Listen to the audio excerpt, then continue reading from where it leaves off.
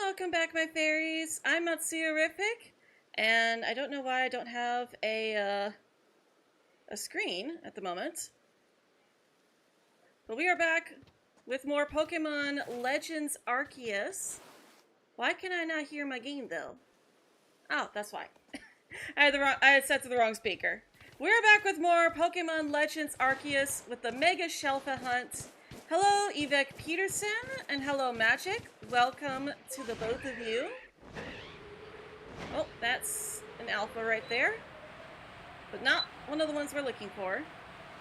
And I don't know if we're gonna hit that like goal, Yvette, but I can still pin that for you.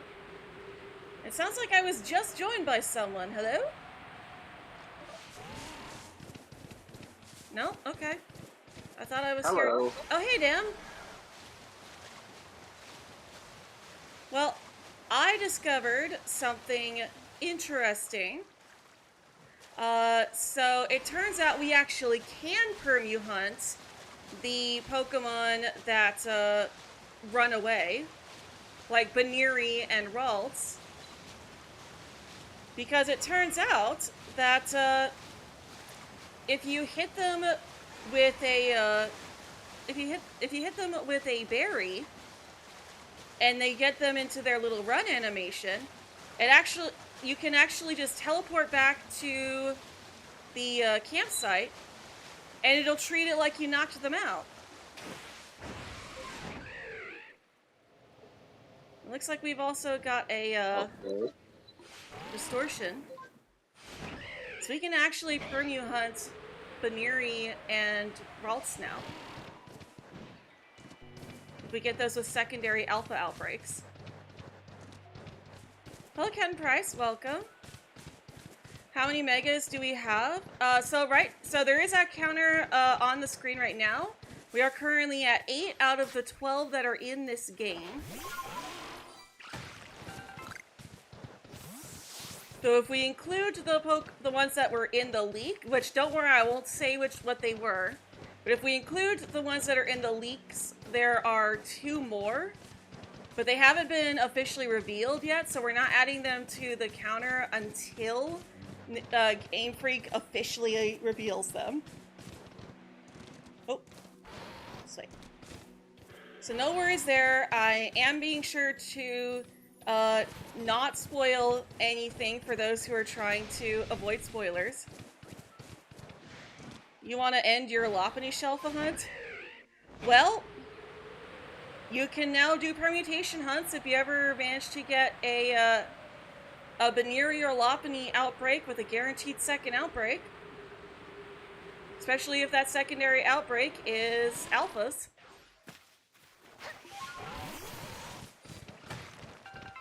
Alright, so let's go finish our checks at the moment. And then we can go do that distortion that just spawned in. Oh.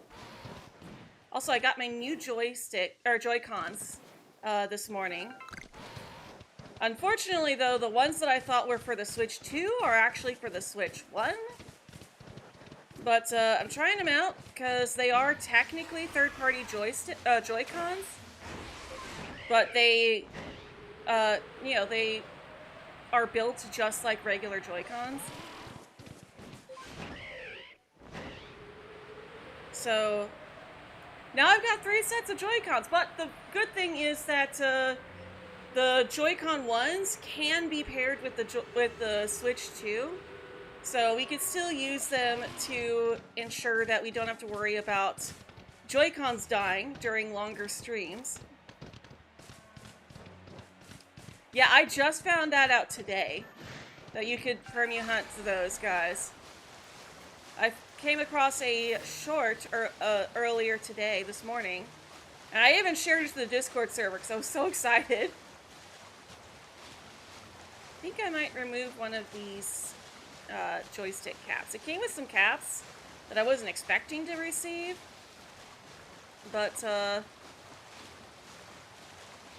I think they are impeding me a little bit. Oops. Wrong camp. There we go. Heights camp.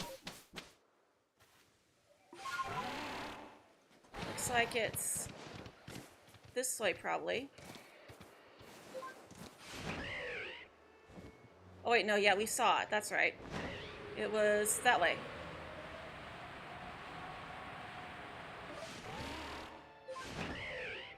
Alright.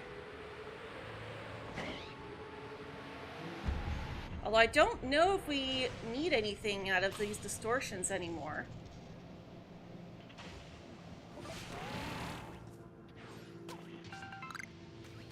Because we've already got Steelix now. And I think that's the only thing in these distortions that's capable of Mega Evolving. Well, that's an Alpha Onyx. Imagine that was Shalpha. I would actually be a little mad. Like, we spent all that time resetting for Steelix and it just spawns into an into a distortion.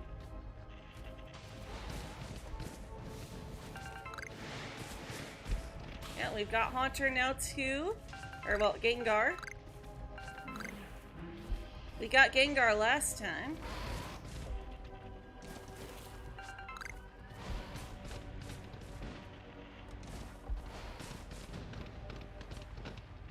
Alright.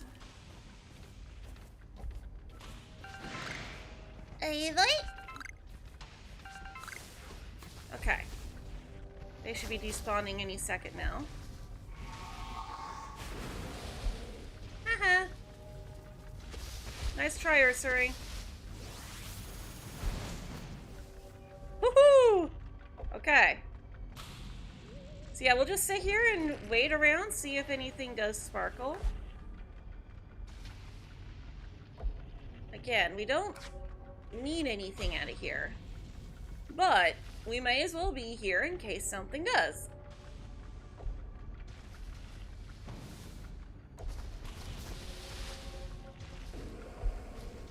And who knows, maybe we'll get an Alpha Eevee. Or a Shalpha Eevee. Alpha Eevee is kind of eh. But a Shalpha Eevee? That would be sick.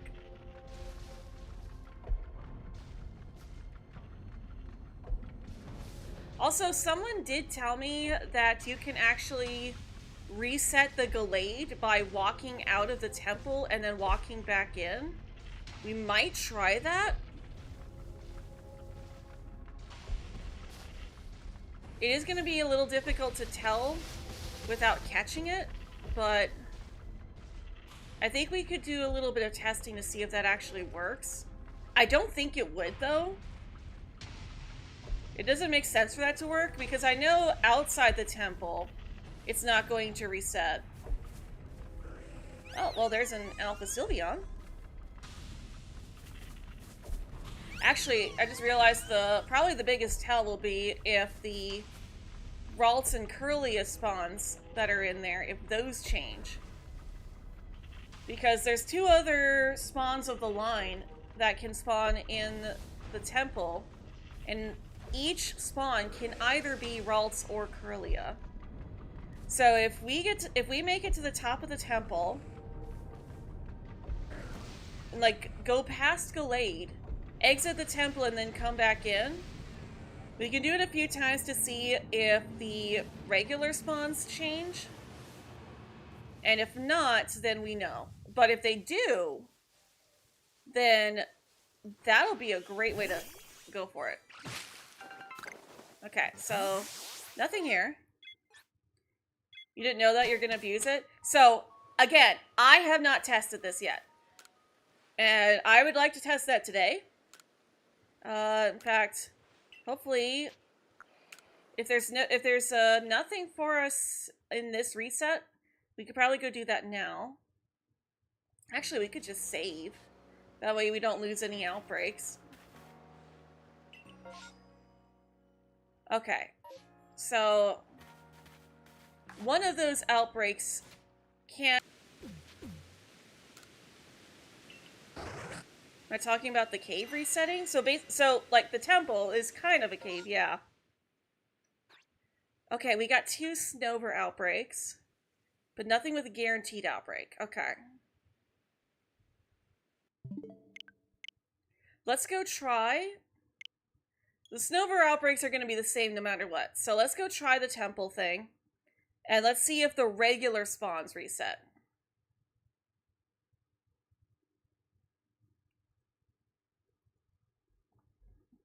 If cave resetting is an actual thing, then it probably would work. But I do know that I have had the flying braviary shine before. It does work. Okay. Because I have had the flying braviary sparkle before. And then going into the temple and coming out did not cause it to despawn. So if this actually does work, then I'm gonna assume it's just the temple, or just the caves. So we'll try it. Okay.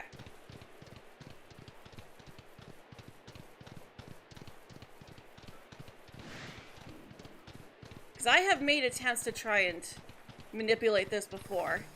I've never heard of cave resetting before. But if that is actually a thing that I've just not heard about until now, then that probably would work.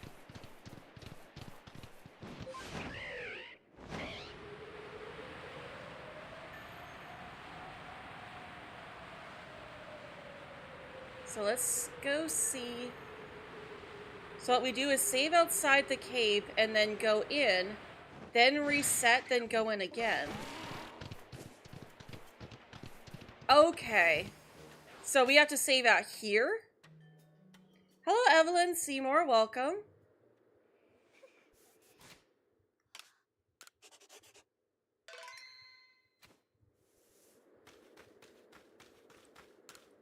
Alright. So we can't just walk in, see what's in here, and then walk out. We have to save outside, then walk in. I have tried the tree trick. I do know the trick you're talking about. So I had to go outside the glade without going into the temple. Yeah, I've tried that before. I could never get it to work.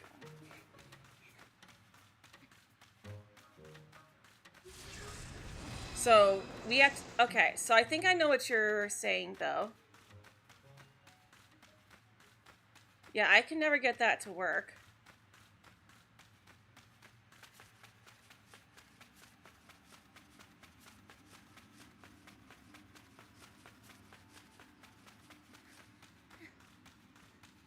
But if this works, that would be pretty cool.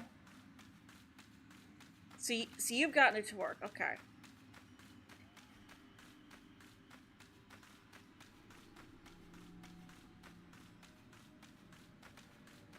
So let me just go in here and check.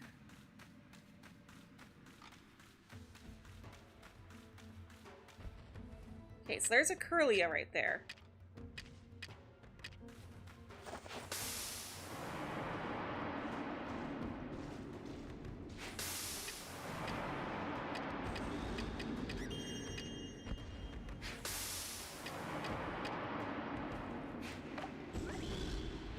Go over there, please.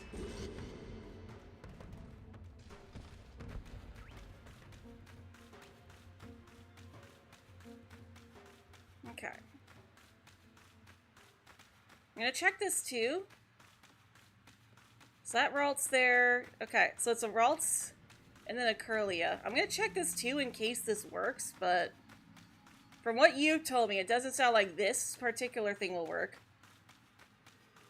Maybe because I'm using Joy-Cons and sometimes misclick with how small they are. I mean, I'm not pulling out a controller. I don't like using the controller. I actually much prefer the Joy-Cons.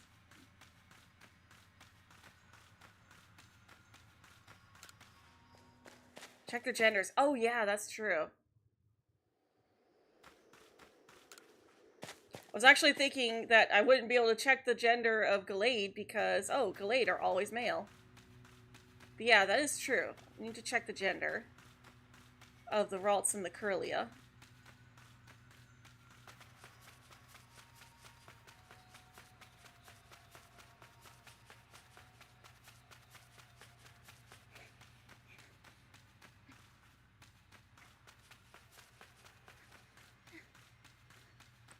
Yeah, if we could get this to work, that would be amazing. I don't see the Ralts here at all. There is a Curlew there, so I think the Ralts just despawned.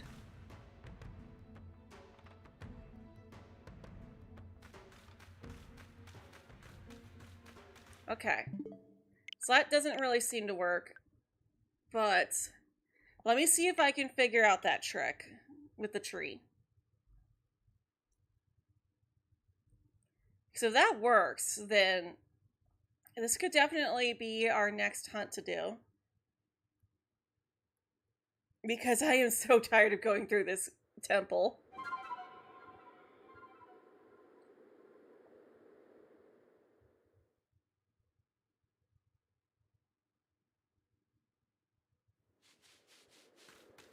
Okay. So, Sneasler, you can actually do something today. And I believe it was this tree we're supposed to use. No, not that one. It was one of these trees. There we go. Okay.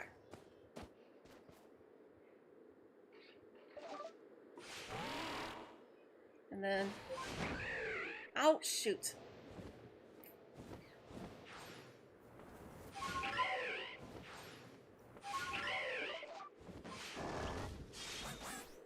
Okay, let's try that again. I won't be able to watch someone else's video while I'm streaming. And I've seen videos explaining how this trick works. I just can never get it to work for myself.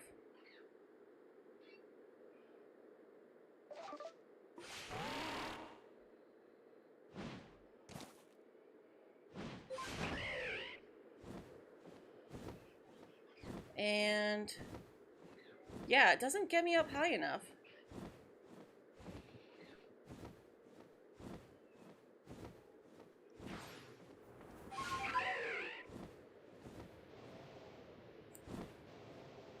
And I was hoping to land back on the tree.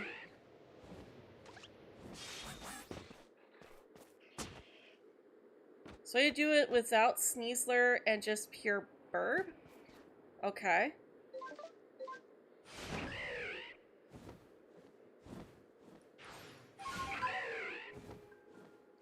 You weren't talking about this trick, you can never get this to work? Hello, Fighter, welcome.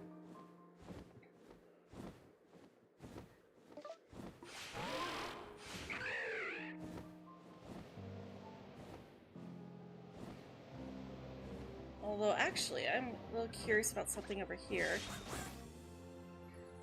Hug the wall.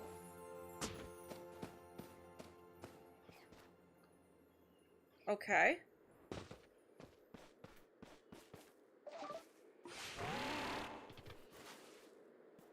So, you said we just use word here. Are we supposed to, like, hug right here, or... like a column, or the wall?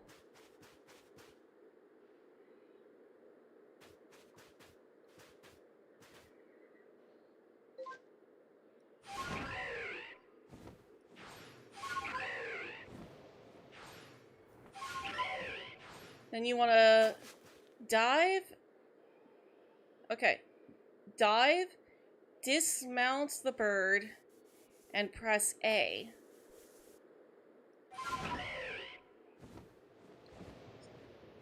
Yes, the Fighter will play Persona 5 this week on Sunday, just like always. Okay.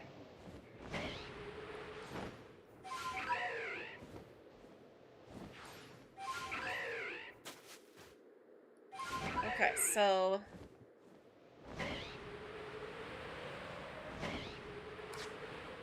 ah, shoot. Okay. That's gonna take some,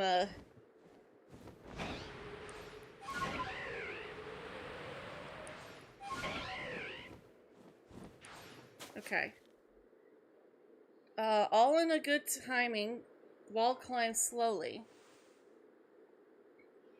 So, hug the wall. Do it fast, but not too fast to climb. Okay.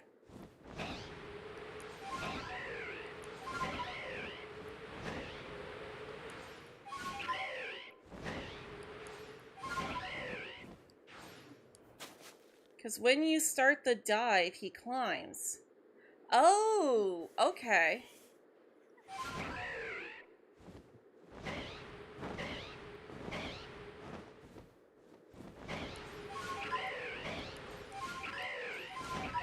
Okay, so I think I see what you're saying. Ow, okay.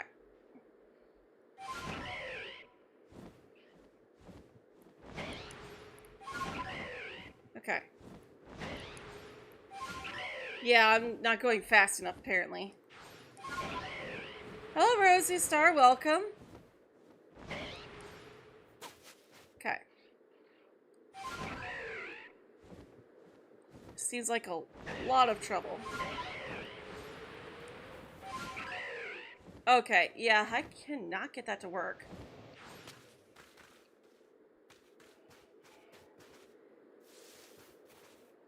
I wonder if you're supposed to do the Sneasler trick from one of these trees up here, actually.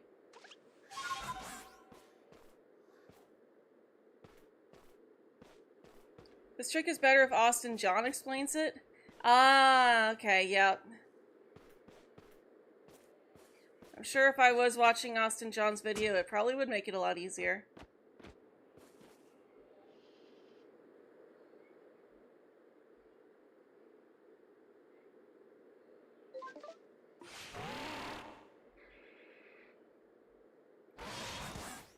Oh, come on. That's Sneasler. That's why we never use you.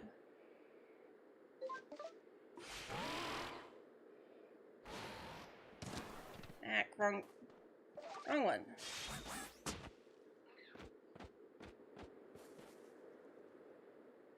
Okay. Ah, it's Y. Oh my gosh, what's wrong with me? I've forgotten how to jump.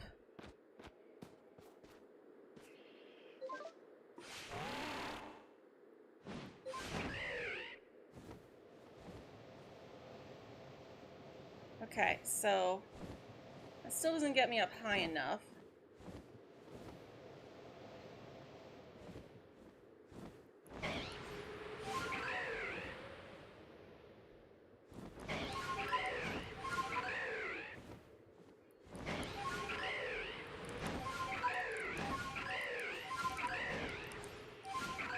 Okay, wow, that is really hard. The A is not the button to jump. Oh my gosh, that is really hard.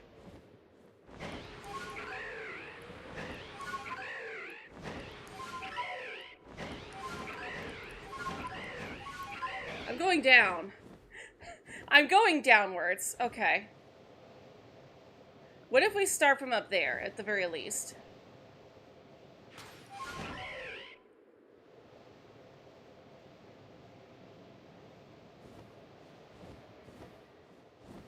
I wish you could get into these little cracks here.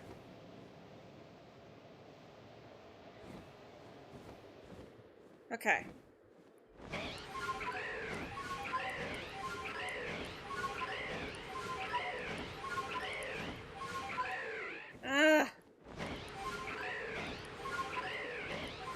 No, I'm actually on the Switch 1.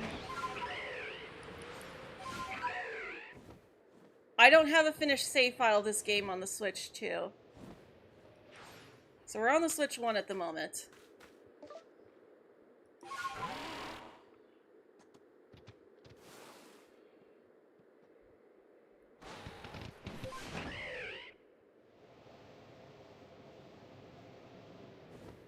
Okay, come on. Come on, Braviary.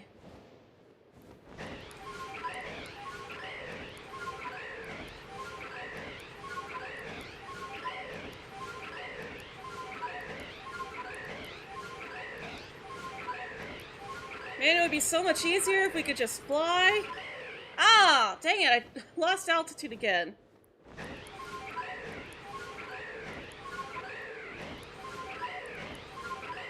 Wait a minute. We're going backwards each time. Are we supposed to do it like this? Okay. Let's try this.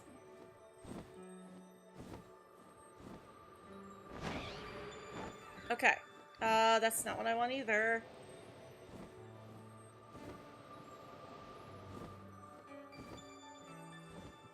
Yes, very tricky. Okay. Wait a minute. Okay, let me try this. Okay. We get up here. Turn around this way.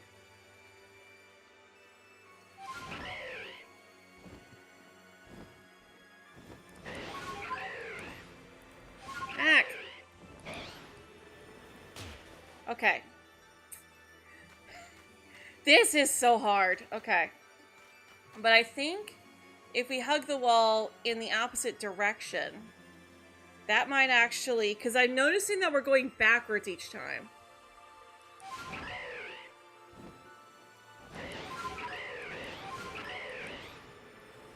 No! Why was I not... Oh my gosh. Okay. Maybe not. Oh, okay. So we got this to go up. Okay. We're actually almost there. So I think we can do this. Okay.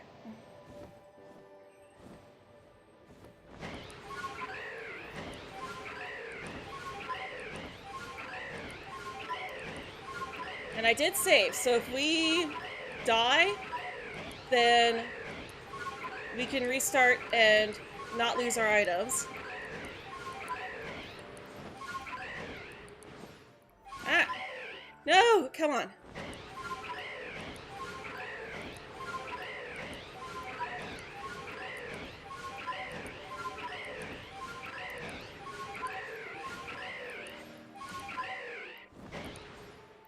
Oh my gosh, okay. Let's get our altitude back.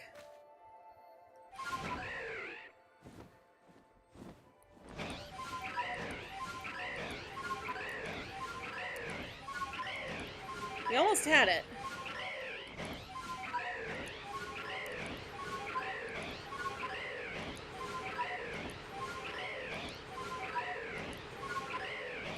It's working.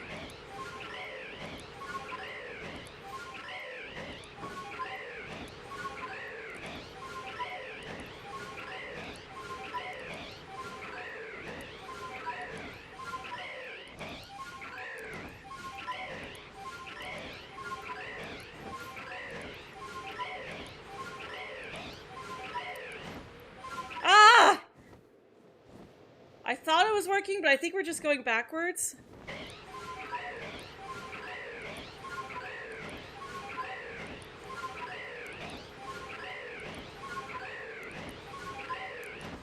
Yeah, I'm using two hands.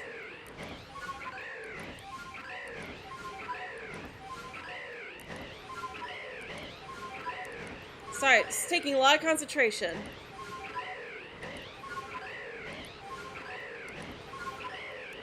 We're almost there.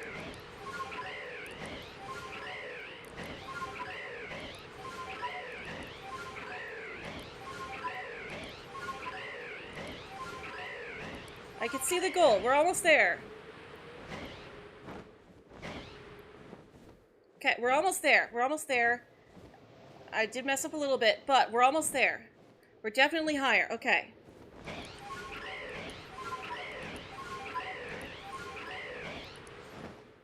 No! Oh!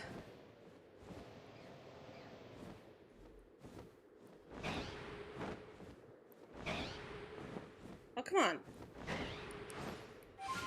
Okay, I definitely... Okay, I lost my rhythm there. Let's reset. We are almost there. So I have to concentrate. I'm not going to be able to talk. I need to focus. Okay.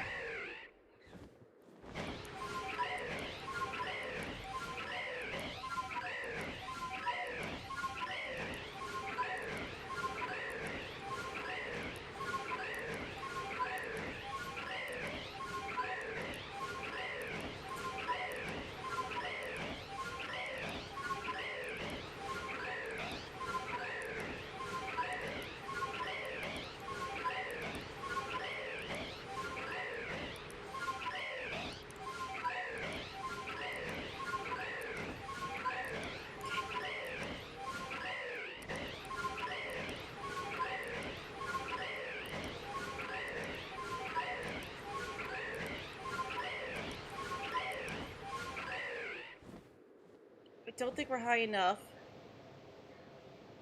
Oh, we were not high enough, and we just lost altitude. Okay.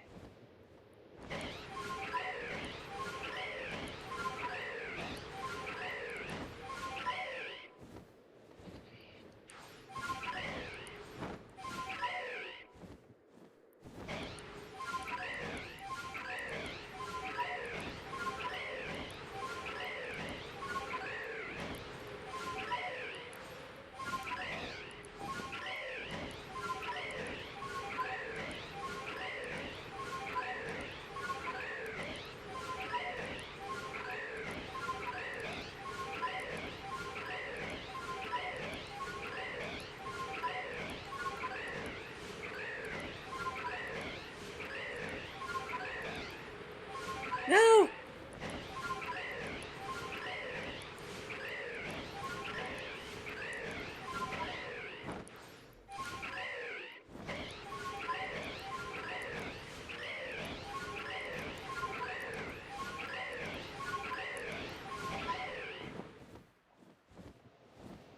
Okay, we're still not there yet.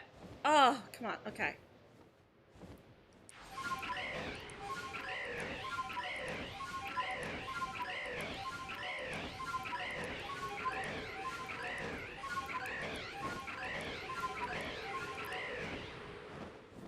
Come on, get out from under the lip.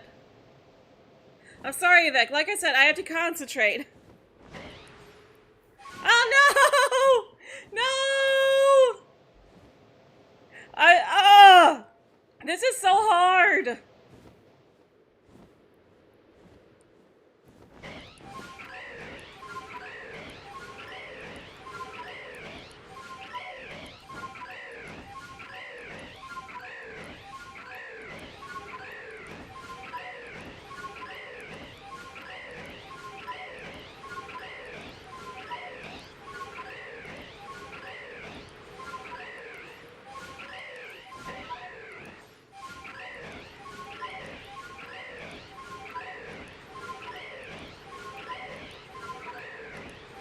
Oh my gosh. No! Oh, come on. Okay, let's see if we can reset and regain our altitude, because I think we lost too much altitude. Okay.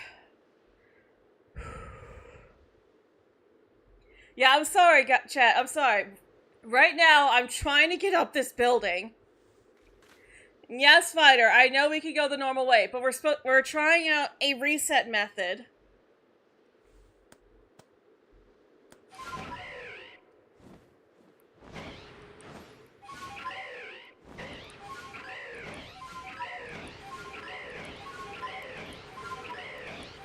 We need to be able to get up here. No! Come on! Every time I try to explain it, I mess up.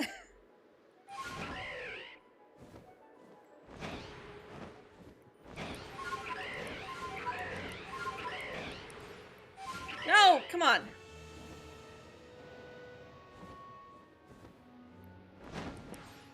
No! Okay. Oh, yeah.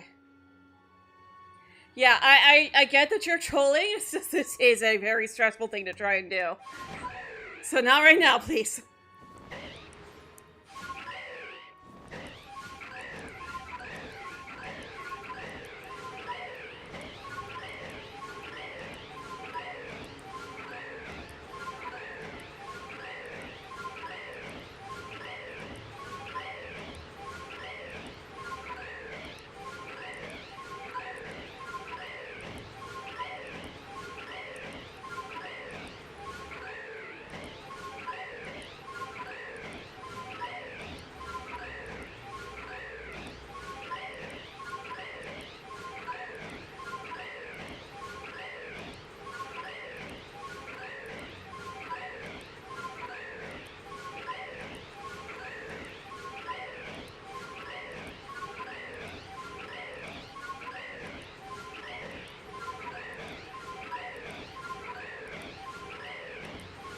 I think that's it. Yes! We made it! Oh! Yes! Okay, okay. I'm sorry for how stressed out I got there, but oh my goodness, that takes a lot of concentration. If I had known about that before stream, I would have done that before stream. Okay, this better be worth it, though. That's all I have to say, is that this better be worth it. Okay.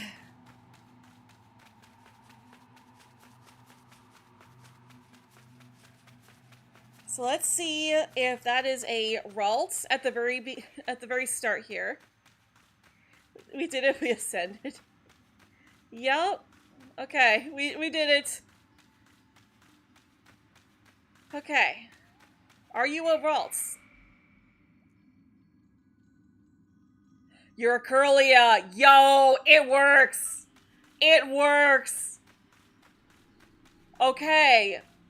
And that's a Ralts down there. This works. It was worth it. It was so worth it. Oh my gosh. I'm gonna have to tell Carter about this. Yeah, it's just as fast as you can. B plus A, B plus A, B plus A, B plus A. And probably best to do it off stream.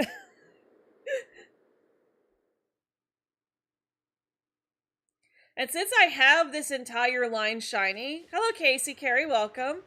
Since I have this entire line shiny, if we get a regular shiny that's not alpha, we're gonna restart. We're gonna intentionally fail a shiny if it's not a Shalpha. In fact, if it's not a male Shalpha, we're restarting. Because I'm not doing that again. That was a pain in the rear. Can you imagine if anyone else just sees someone just returning and resummoning their bird? Just go up, just to go up a temple building, right? Like, that was more trouble than it takes a single run through here. But this is going to save us a lot of time.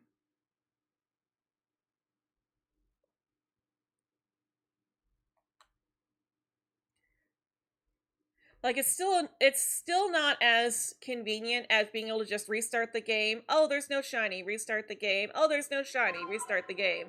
Now it's restart the game, run through the temple, then there's no shiny, restart the game. Let's also save right in front of the temple. Okay.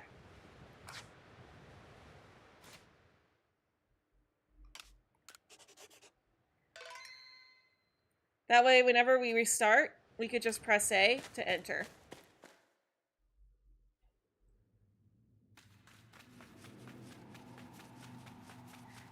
Okay, now that I can actually talk and not have to focus so hard on the game. How is everybody doing? Hope you're all doing well. I'm a little exhausted from all that. Oh, I did do a bit more looking into the issues that I've been having with my thumbs lately. And it turns out there's an actual word for what I've got. It's called gamer's thumb.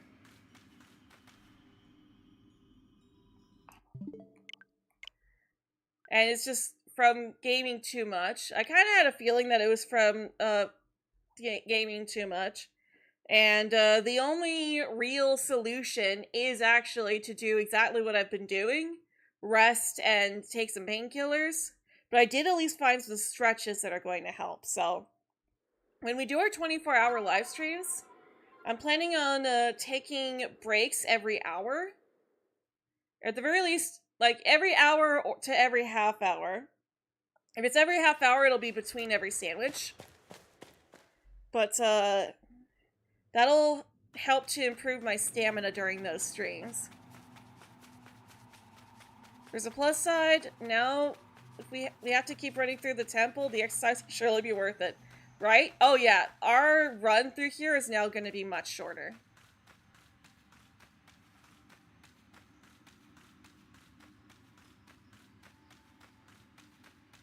So that's at least something.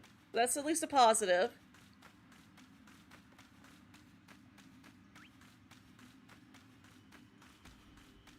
And nope. I am curious how close we'll have to be to hear the sparkles, though.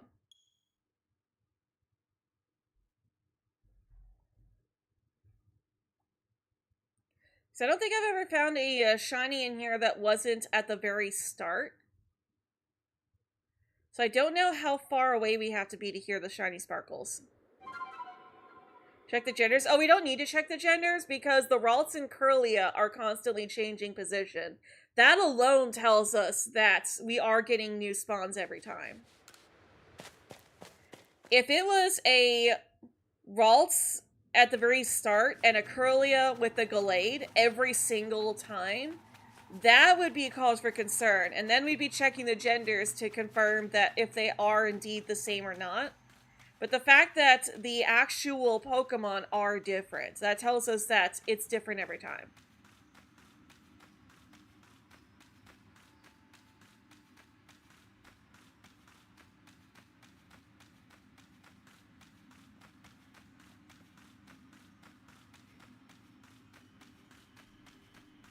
Because see, that time we got a Ralts both in both rooms.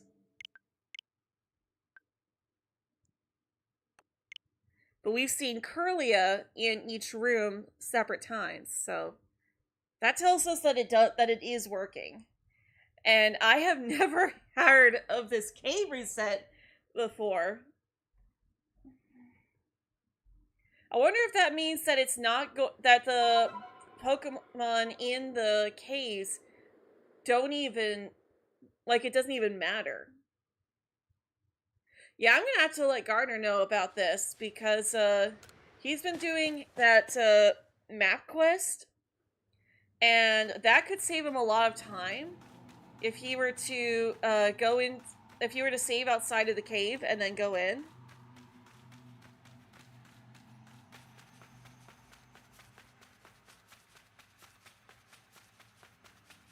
Yeah, you know, you learn something new every day.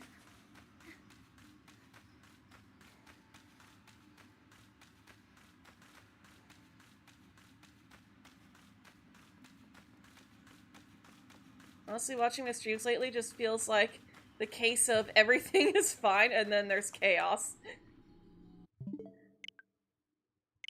I mean, that's just a live stream.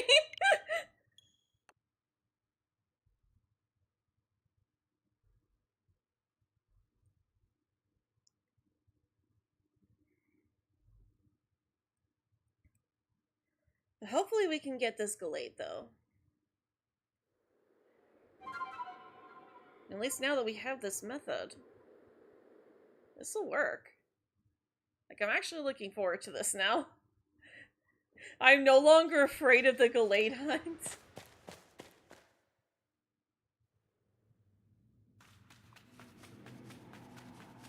Although there is part of me that's thinking that we might save this for last. I think we'll keep this up until 6, and if Gallade doesn't sparkle by 6, then we'll probably keep going, and we'll come back to this as, like, the very last one, just because of how long this does take. But yeah, see, that's a Curlia this time. Last 2 times, that was a Ralts. That's how you know that they are different. Oh, it's a Curlia in both rooms. The Ralts evolved. But, like, because this does still take some time. And there's still a possibility that we could get one from a regular outbreak.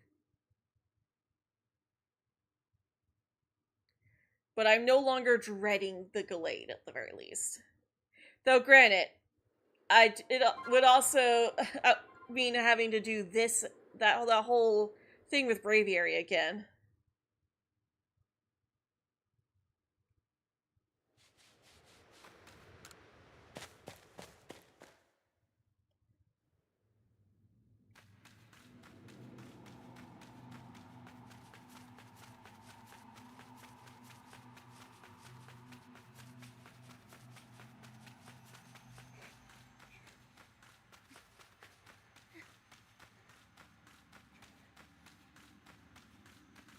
But at the very least, now that I know that cave resetting is a thing, we're definitely going to keep this in mind.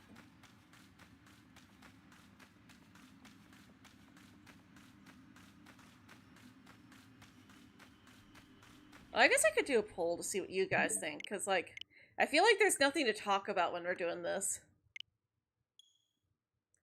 I mean, I guess I could get out my Switch 2 and we could do, like, some breeding.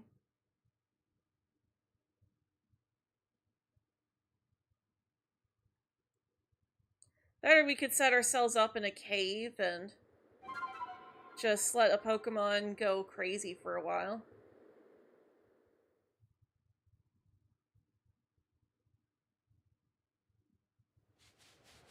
It's too bad Girafarig doesn't spawn in a cave.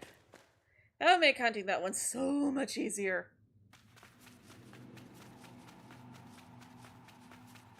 Although maybe that could be the next Masuda hunt. It's just going for Girafarig.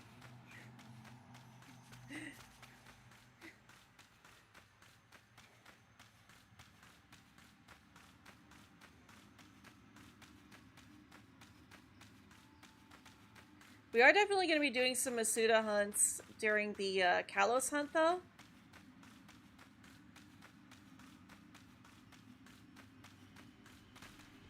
Dang it, Glade, come on. Not excited for the Persona stream? I mean, I'm as excited as I usually am for Per Sunday.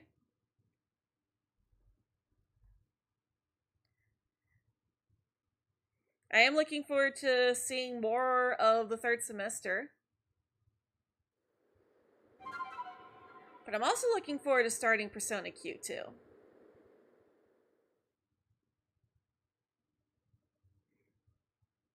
Though it is possible that if I start not feeling great, like if I have a week where I'm just not feeling good because of sinuses and stuff, then we may go back and forth between Persona Q2 and Persona 3 Portable, just because of the fact that there is going to be no English voice acting to rely on at all during Q2.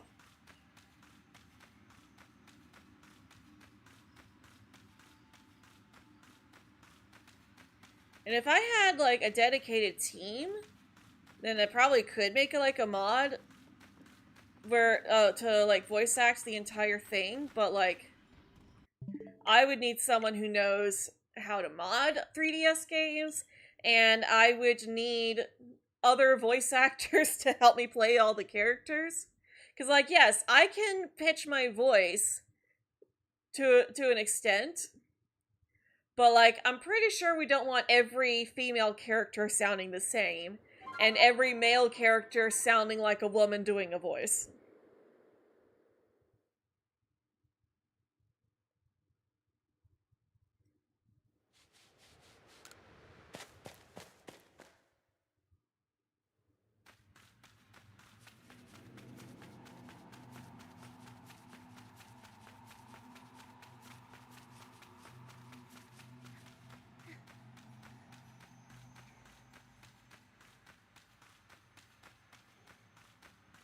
Man, it'd be great if you could just hear the sparkles from up here.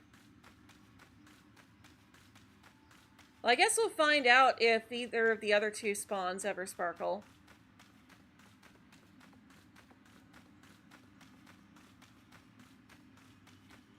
Yep.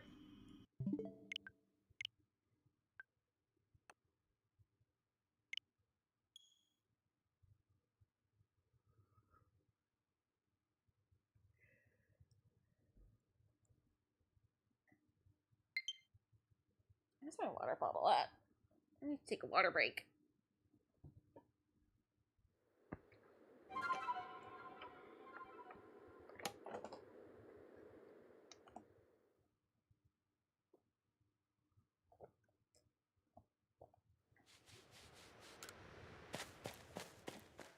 Although that being said, though, now that we know that the Pokemon inside the caves don't actually spawn in unless you go inside, that means that we actually can just cut the Gallade run out of our usual runs altogether.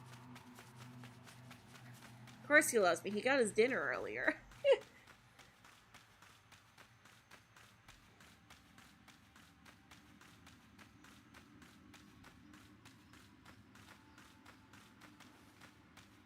Whoops. I was trying to turn the camera and accidentally pressed the B button.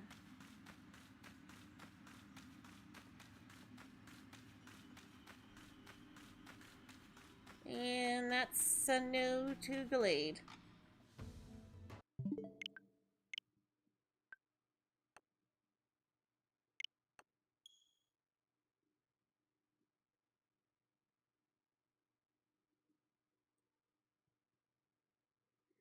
I am curious though, like how soon you're going to hear the sparkles.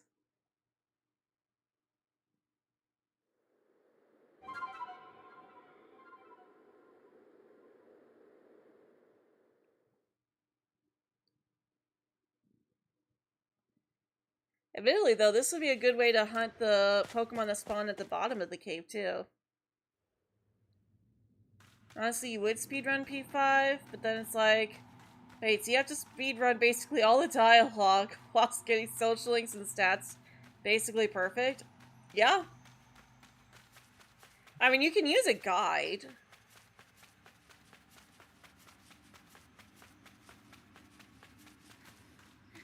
Heck, I use a guide just for normal gameplay.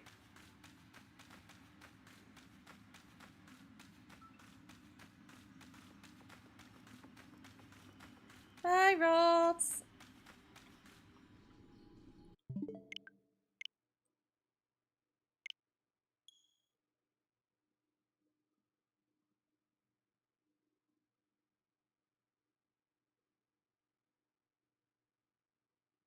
I will say though, if we hear a sparkle, like if something does sparkle, even if it's a phase, it'll at least tell us how close we have to be to hear the sparkle. Because if we could hear the sparkle through the floor, that would be ideal. Wonder where we are in relation to the Glade. Let's see how many turns we have to take.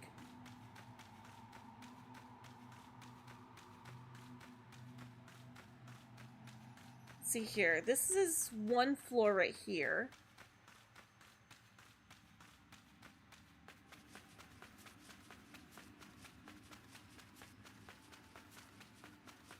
And then we take a right.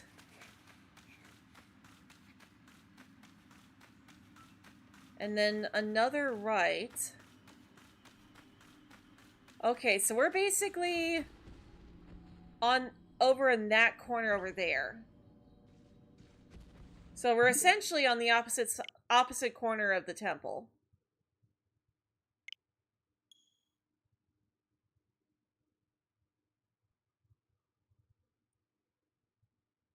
You know, I'll bet I know why the cave thing works.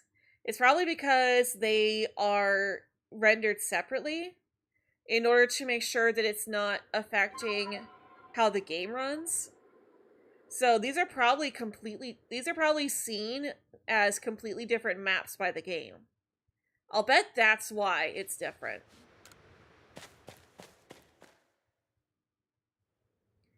That's probably why the game is programmed not to spawn anything in here unless you actually go in. And then once you're in, it remembers what was spawned in here. That's probably how it works.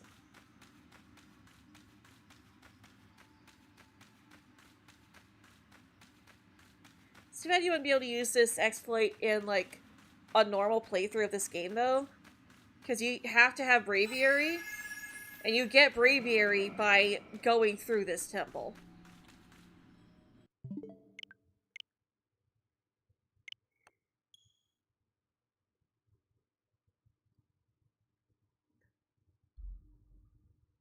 Oops, sorry.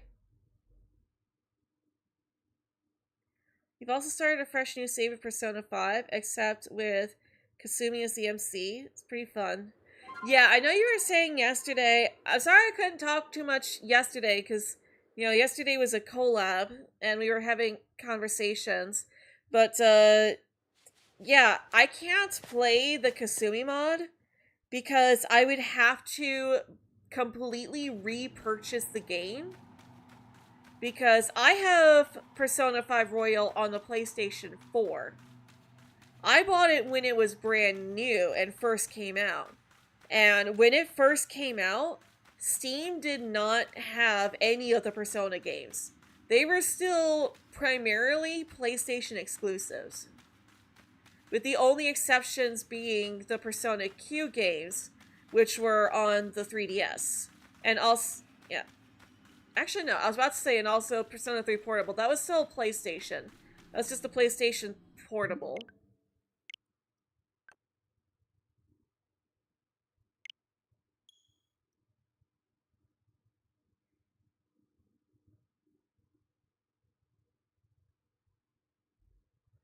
Hence why it's called Persona 3 Portable.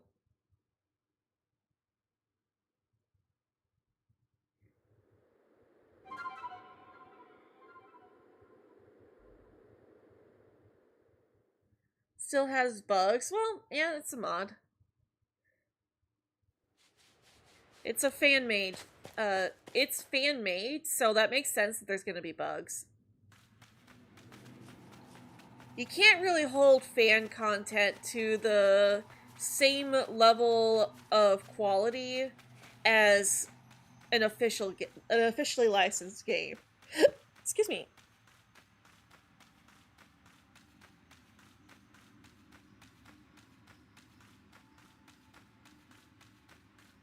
Yeah, I have considered downloading the FemC mod for Persona 3 Royal, though.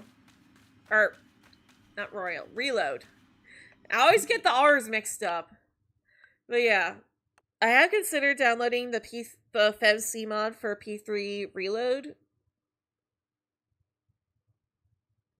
But I honestly feel like it would be better to just play through the original version. Because, like, for one thing, we get to hear the original Akihiko voice. And also we get Bryce Papenbrook as Theodore. You can't go wrong with Adrian Agreste voicing a Velvet Room attendant.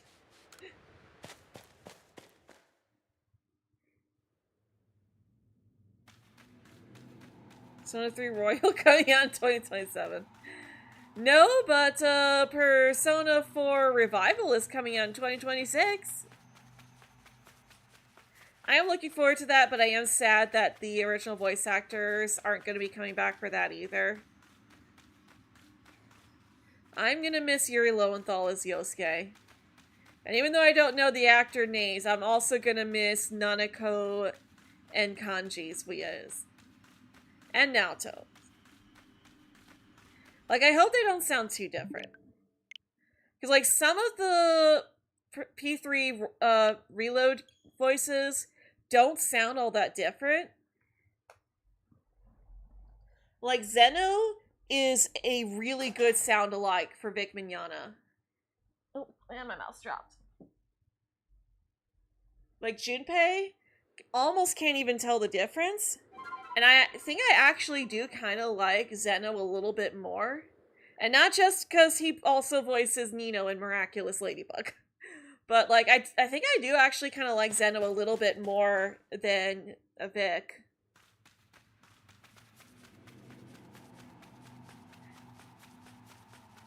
You like his all-out attack when he yells, "Out of our way!" Yeah, but his "I've been waiting for this" is not as good. It's not. You're still playing P4G. Oh, Yosuke. Oh, yeah, out of our way! Yeah, okay, yeah, I remember that, yeah. And I swear, they better not mess up Chie's "don't think, feel."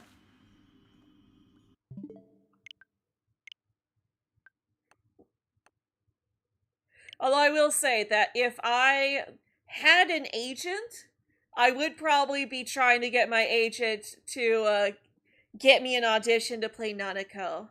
Because, like, I do a pretty good Nanako. Oh, I love you, big bro! I'm really good at staying home alone. I all I I always behave, and I never open the door for strangers. Okay, I just completely botched that. But, like, you can hear my Nanako-chan.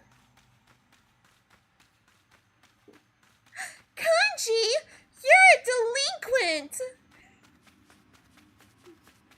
Oh shoot! Sorry, said bye. Thank you. I am proud of my Nanako voice. Sadly, since Nanako doesn't appear until the very, very end of Persona Q2, won't be able to hear my Nanako.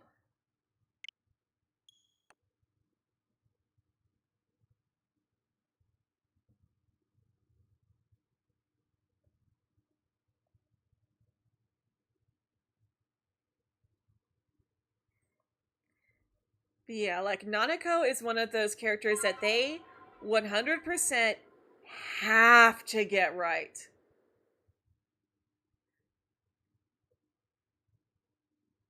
Like, they could botch up any other character, but Nanako has to be perfect.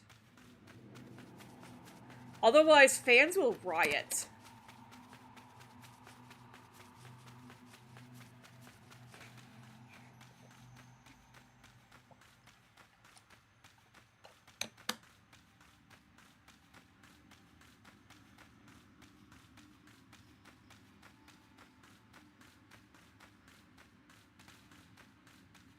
Oh, no sparkles yet.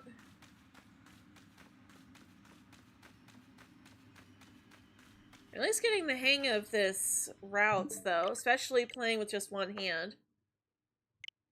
So I'm trying to let my left hand rest as much as I can.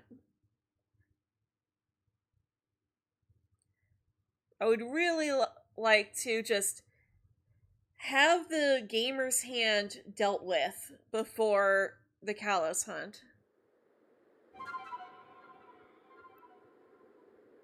Honestly, for P4 Golden, it's the one you find the hardest so far.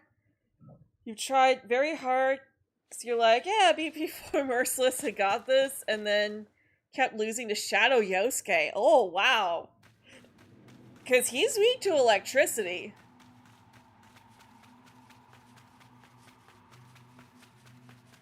Most people just spam Izanagi.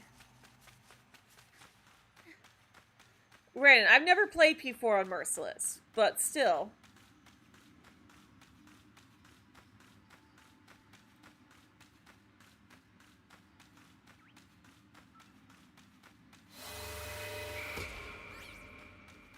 Curlia, that is mean.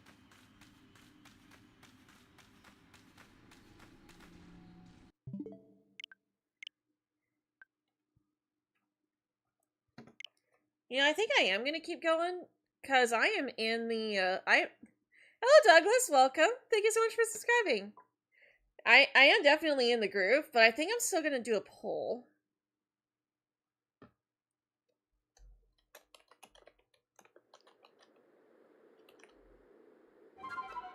What will sparkle first?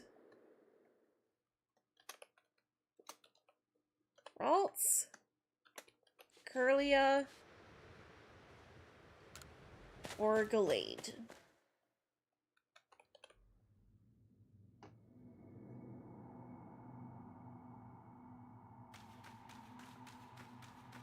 Alright. That should be fun. You could have spammed... You didn't even think to just spam electric? Oh, you think Curly is gonna sparkle first. Alright. I guess we'll find out. As long as it's a Shalpha male, that's all I care about.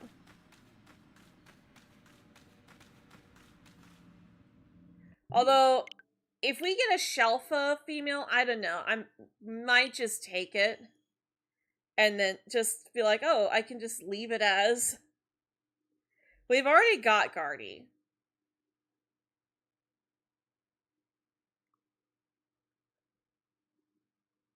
I don't know.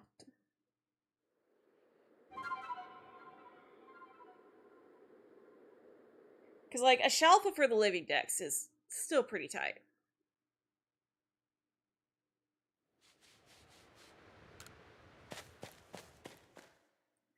You forgot that we could spam it. And that they would get dizzy because you're like, well, shadows can't get down twice, right? Yeah?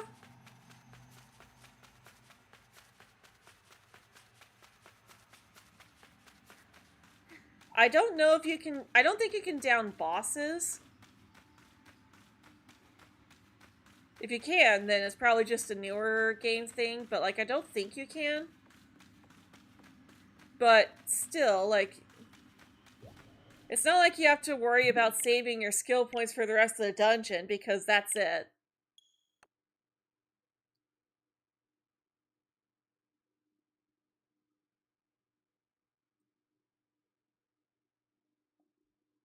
So that fight's supposed to be pretty easy.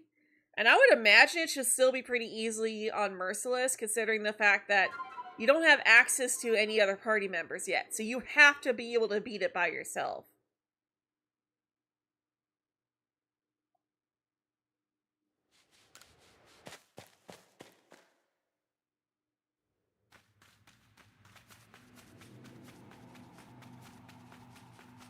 I think I'm gonna put some music on. Feels kind of eerie not having any music at all.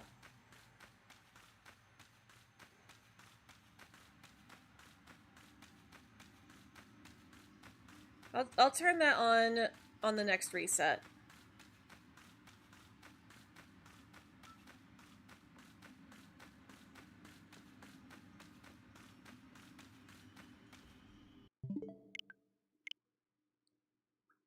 And still nothing.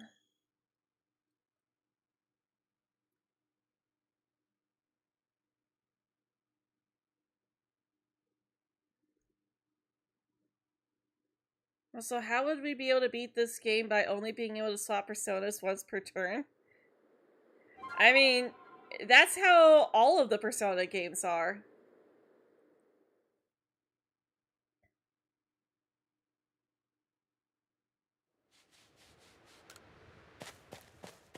Even in Persona 5, you can't... You can only swap once per turn. Like, you can swap... Oh no, I know what you mean. It's like, if you change, you can't change back even though you haven't made a move yet. You know, yeah. That is a newer thing, is being able to change personas, realize you got the wrong one, and then change again. But, like, even in the newer games, if you use an attack and you down an enemy, after changing your persona, you can't change again. But if you down an enemy with the persona you already had equipped, then you down an enemy, you can change your persona on the next free turn. But if you down another enemy after that, after having changed your persona on your second turn, you won't be able to on the third turn. Not until you go through everyone else's turns and come back to you.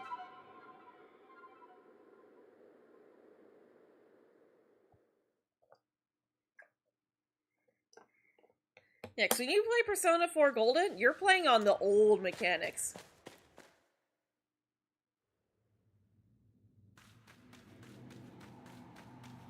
Yeah. You gotta be careful, make sure you're making the right play there.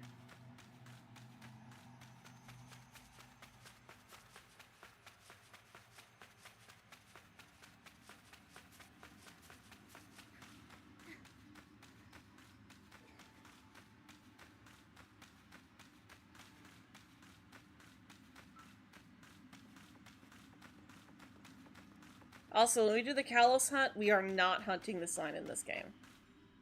Well, we might do Gardevoir, actually.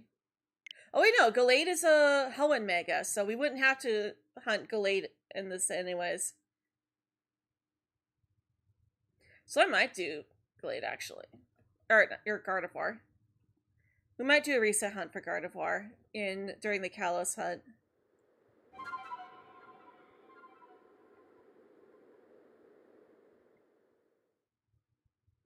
But it's also a really easy one to hunt in Scarpy, so we also don't need to do that. Pokemon Legends ZA is already out. It is not out yet. The reason that you're seeing footage of like actual gameplay out right now is because there have been demos out. There was a demo at Worlds, and there's also a demo at Gamescom in Germany. So that's how people are playing Legends ZA right now. They're not playing the actual game, they're playing a part of the game that's sectioned off for a demo. But it doesn't actually come out until October 16th. We are planning to spend the first 24 hours playing the game, though.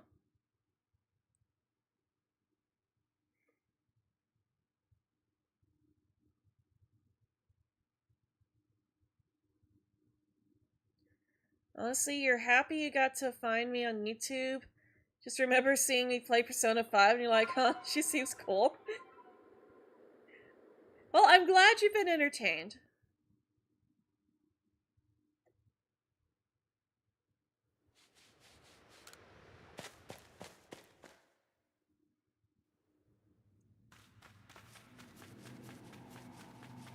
It makes me happy knowing that I'm making other people happy.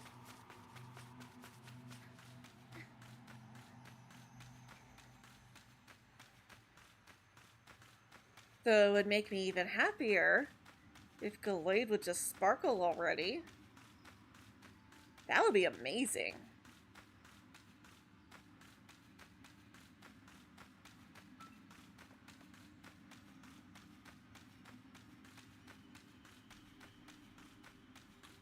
Darn. I was hoping there would at least be a sparkle there.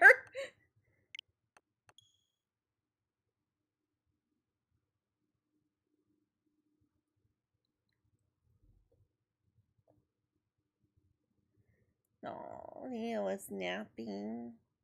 He's so cute. He's curled up but also stretched out. He's curled his body up into a U, and his legs are completely stretched out.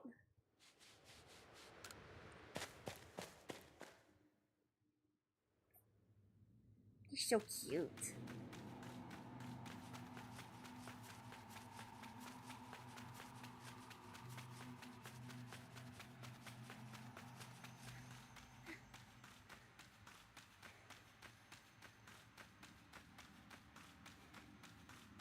Oh yeah, I've been playing Pokemon Infinite Fusion again in my downtime. And apparently they made it so that you can actually join Team Rocket now. So it's actually a thing you can do now, is to join Team Rocket. That's actually kind of cool. And even better, not only can you join Team Rocket, but you can even become like a double agent, so that you're basically working with the police to take Team Rocket down, while Team Rocket thinks you're just a regular grunt. You can even tell Team Rocket a different name for yourself. So it's like, okay, that's pretty cool.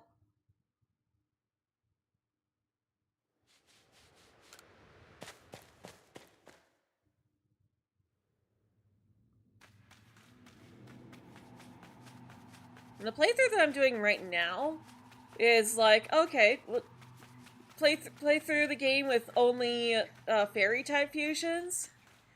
And my team actually came together pretty early, because I've got 3 Azumarill fusions, 2 of which with huge power, and the other has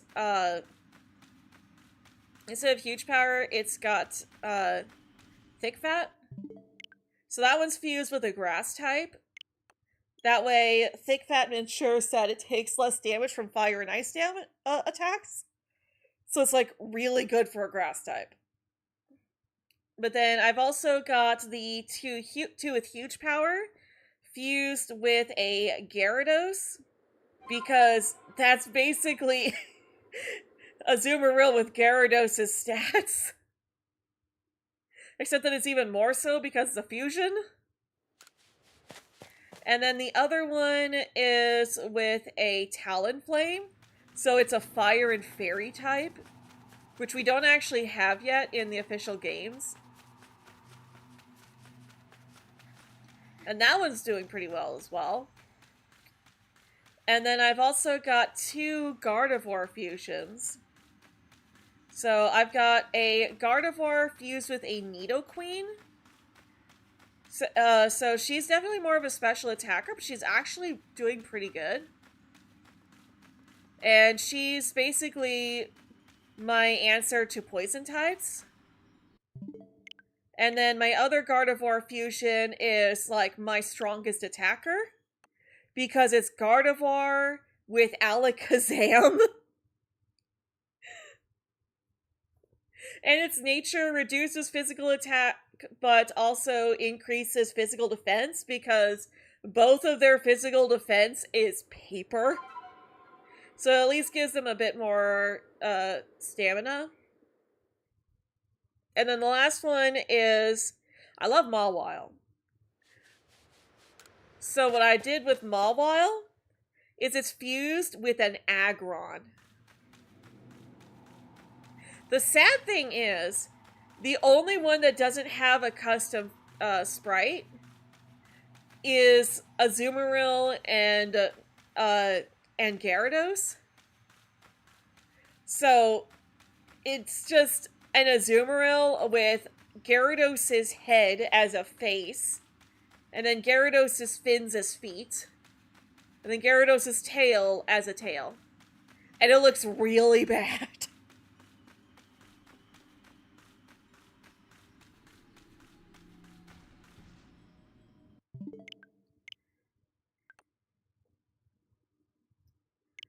Who would I say is the best quality of a leader in the Persona games? You find Joker good for tactics, you for inspiration and morale, and Minato for no hesitation?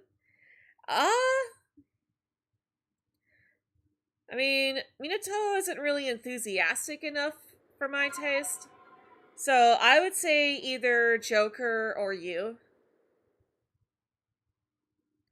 But Minako also makes a pretty good leader. Like, she does pretty good. She actually does have quite a different personality from Minato. Even though they basically are implied to be the same person. Especially in Persona Q2, when they actually meet. Because, like, at first it kind of just feels like they're two different people, and it's fate whether one is at the Moonlight Bridge that night or the other. But then they meet in Persona Q too, and they actually sense something from each other, and they're like, huh, you're me, and I'm you. Interesting. Like, Minato's the one to actually recognizes, like, I think I'm her and she's me. And that's pretty much all there is to it. But I do like the detail of Aigis deciding that she needs to be by Minako's side as well. Because, like, yeah, because she's got Ryuji inside of her. Yeah, she's carrying around death. Or at least the bringer of death.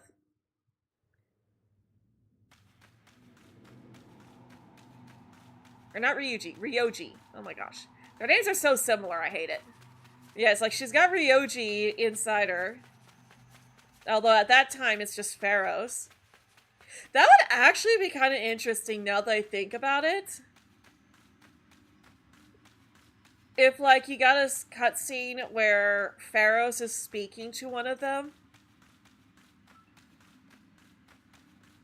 Because, like, Pharaohs is always with them. Because he's sealed inside of them. But we never actually get to see, even during the P3 route of Persona Q, We never get to see Pharaohs be like, "Good evening. It's been a while."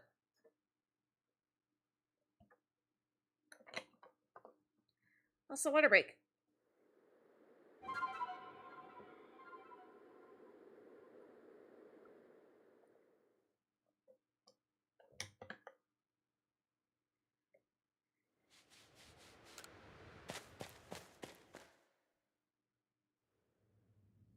Yeah, like you can even tell through like the regular dialogue, especially through her social links with the guys.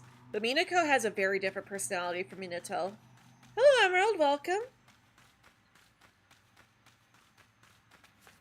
She's actually a lot more energetic, and girl can eat. Probably not as much as Kasumi slash Sumire, but girl can eat. There are plenty of moments where characters will mention how much she eats, and they're like kind of shocked at how much she eats. Although Shinji is actually impressed. It's like, it's good that you've got a good appetite. That makes sense. After all, Minako definitely would be able to reassure you if things are going to heck.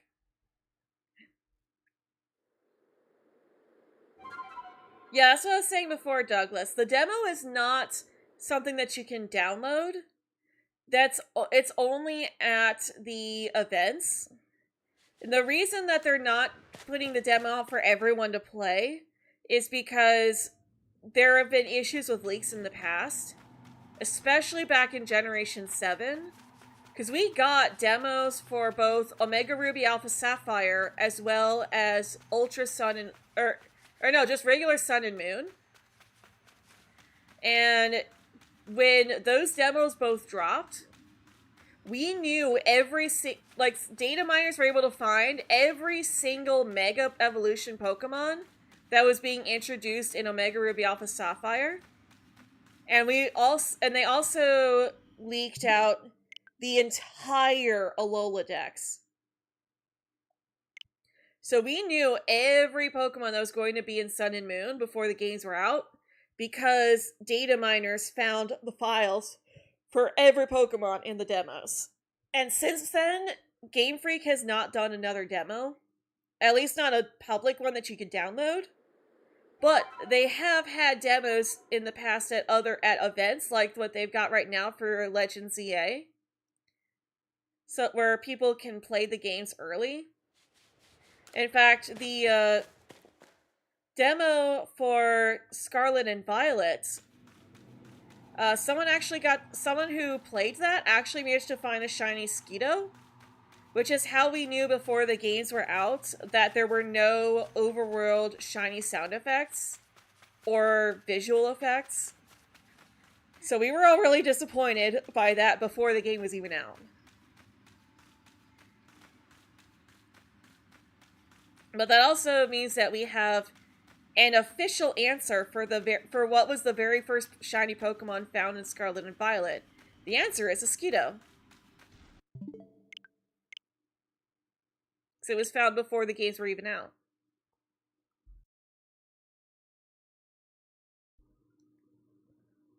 You beat P4 Golden yesterday? You felt a tear roll down your eye the second you heard Nevermore? Oh, yeah. Oh, you think that's sad? Like, Nevermore is sad, don't get me wrong. But when you get around to Persona 4 Arena, and you hear Now I Know, dude, oh my gosh, those are some feels right there.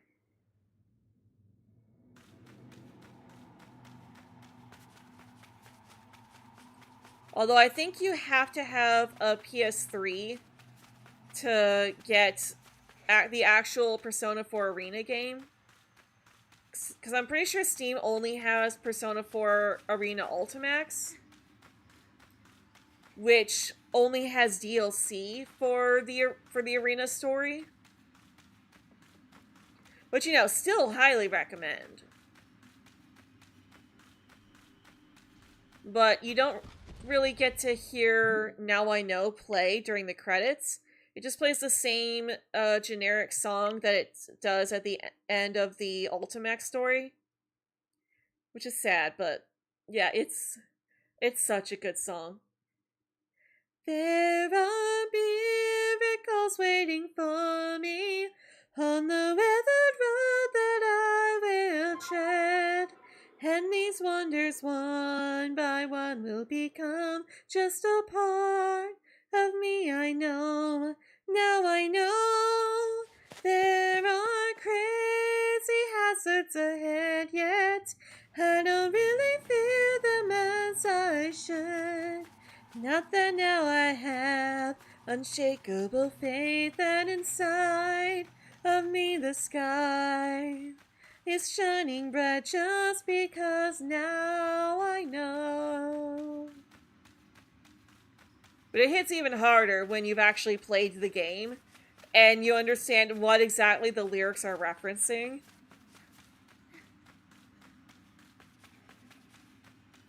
But yeah, it's a sad story. It really is.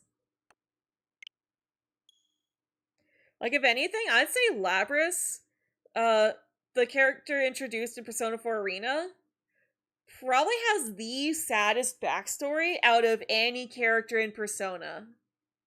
Like, the only character I could see being able to contend with Labris is Kasumi / Sumire. But even that, actually, no. Actually, now that I think about it harder, no, it's not even a contest. Labris has the saddest, most tragic backstory out of any character. Thinking about it more, Sumire doesn't even hold a candle to Labris.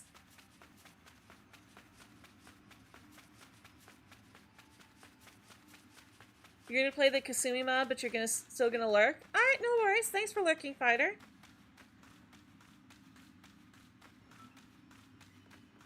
Your final team was Yukiko, Kanji, and Naoto, but you used Yosuke for the majority of the playthrough? Fair.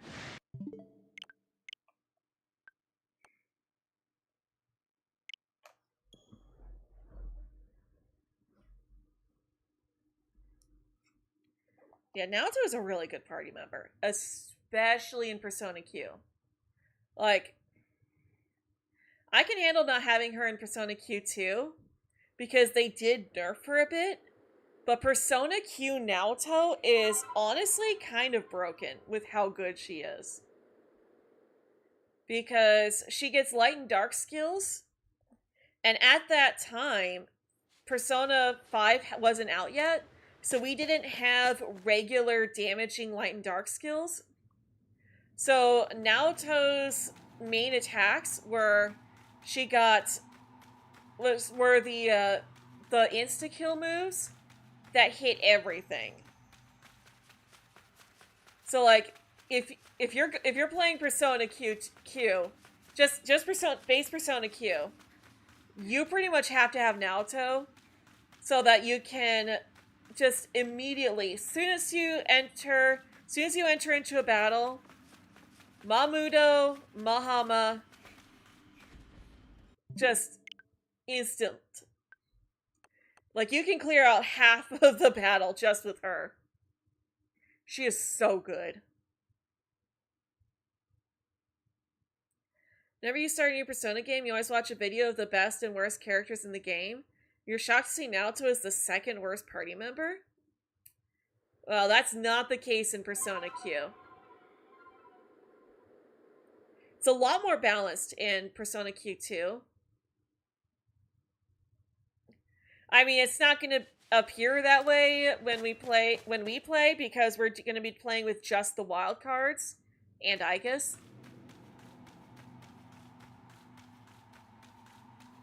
Although I think we probably will keep Crow around for as long as we can, just because, you know, he's not technically a wild card, but like it's basically implied that he's very similar to the wild card. Because they talk about him having the same power as Joker. So I do think Crow is at least going to be like a good backup for when we don't have everyone yet.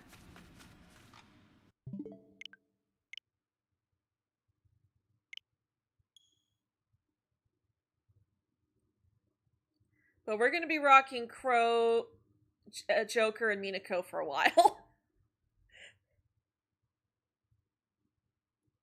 And I think you are required to have a full party of 5. We can try to see if we can form our party with just Ren and Akechi, but... Oh! Thank you, Douglas. I'm glad you enjoy everything. Thank you for the compliments.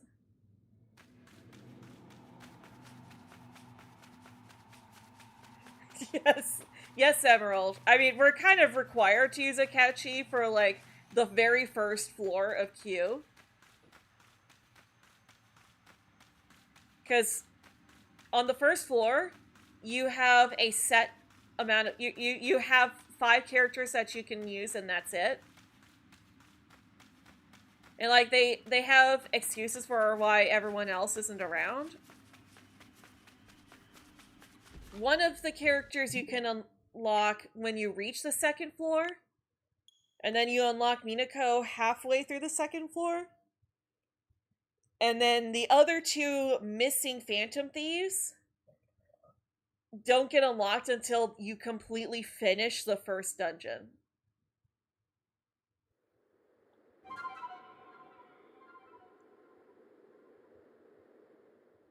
Hey, Neomon. What's up, monkey butt?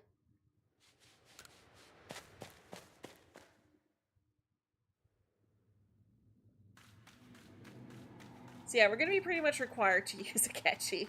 At the very least for 1 floor.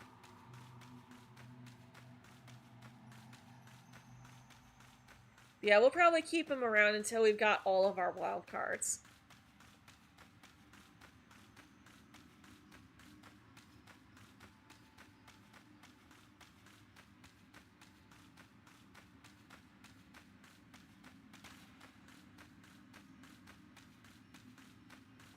And I think where the rule is going to be, we can only have the lowest level characters in our party that aren't, like, our main party. Like, once we get into the second dungeon. We probably won't swap around, but, like, just whoever is the lowest level at the time of unlocking them.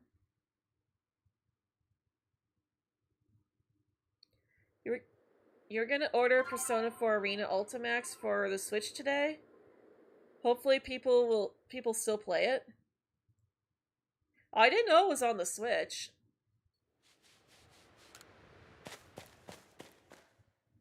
I knew it was on Steam, though. I wish they would add the dancing games to other platforms. So right now, I think the, quote, newest game that you can download the dancing games on is the PlayStation 4. Which, granted, I have a PlayStation 4. That's what we've been playing Persona 5 Royal on.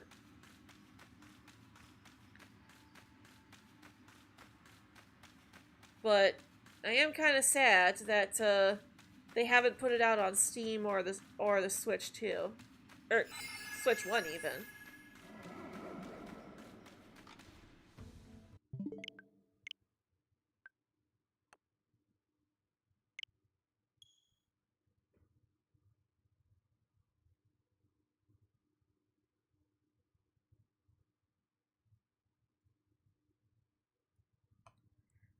Though I also wish that they would allow us to just buy the games separately. Because in order to get Persona 4 Dancing All Night, you have to buy the dual pack of both Persona 5 Dancing Star Night and Persona 3 Dancing Moonlight. You have to buy both of those games together just to get Persona 4 Dancing All Night as a bonus. When it was the original dancing game and is the only one with an actual story to it. It's like if you're trying to play through all the games for the sake of the stories, that's the only one you really need to play. Because the rest are non-canon. Like, they are the least canon out of every Persona game, including the Q games.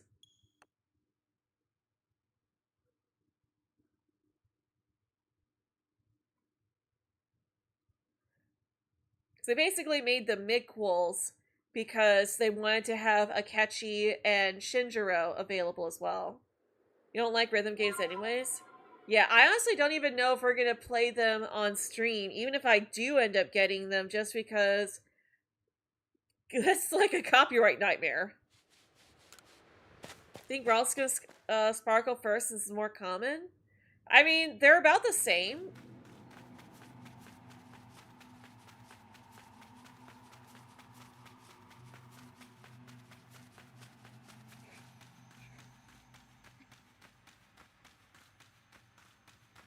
Basically, it's a 1 in 3 chance regardless, but I think they have the same spawn rate in here because they use the exact same encounter spot, or the exact same spawn spot.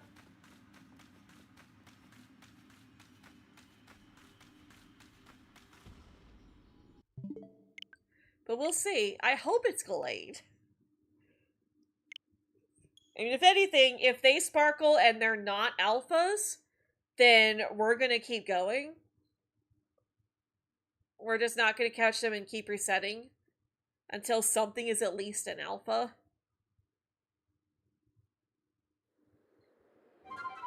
But I hope it's Gallade.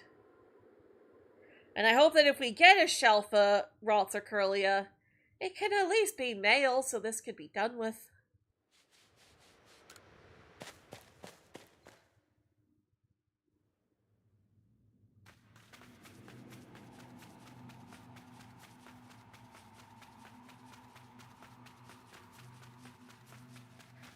But also welcome, Pikmin fan, and hello. Good to see you again.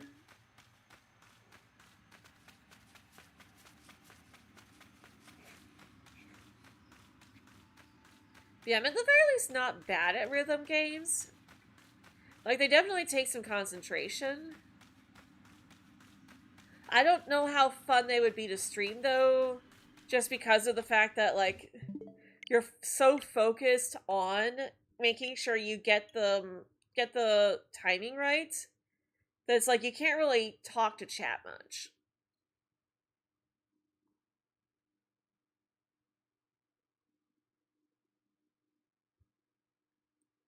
Yeah, the dancing games are still up in the air on if we'll actually play them or not.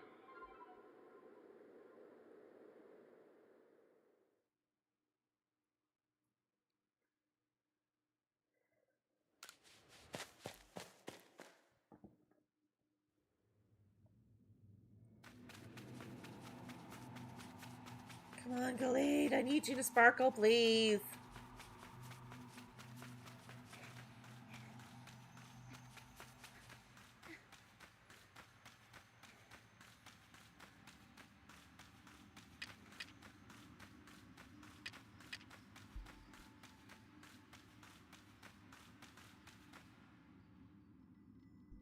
Okay. Got all messed up here. If we run out of Persona games, there's also mainline S&T. That's very true. If we run out of Persona games, we'll probably play the Devil Survivor games first. Just because I know those games.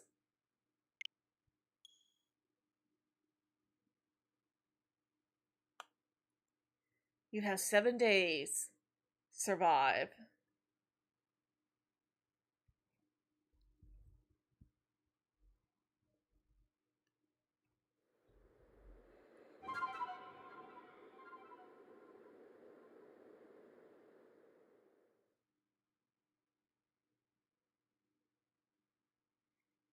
Oh, Leo's turned into a log.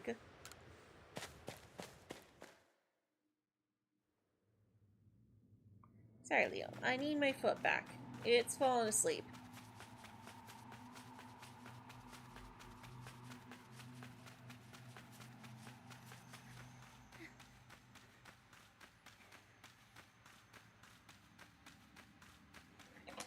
And take a water break too.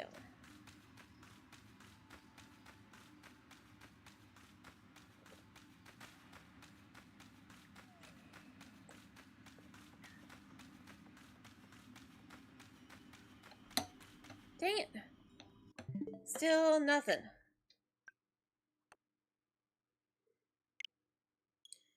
Yeah, unless we can get really lucky though, this is probably going to take a long time. Just because of the fact that we have to... Just because of the fact that we have to make that run through every time. Like, it takes almost as long to get to Gallade as it does to just restart the game.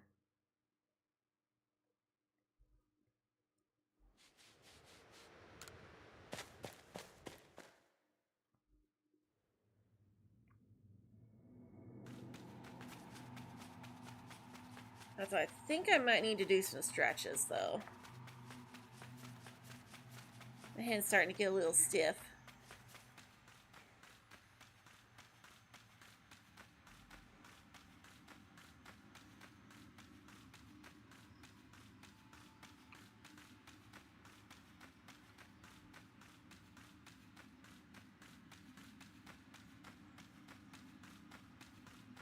Come on, Gallade. Dang it.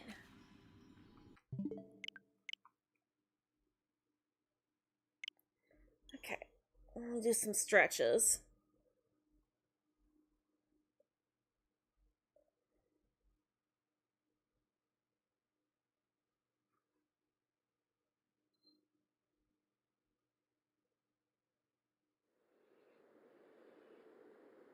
Okay. All right.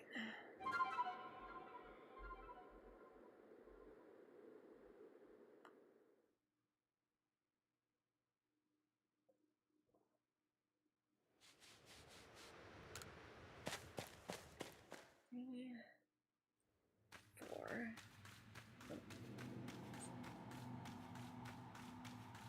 5,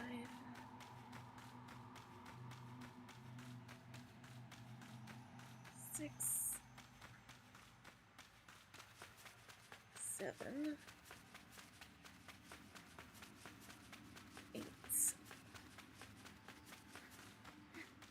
9,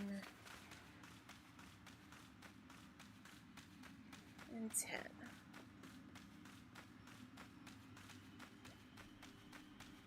Okay, well, that took about as long as it takes to do one set of stretches.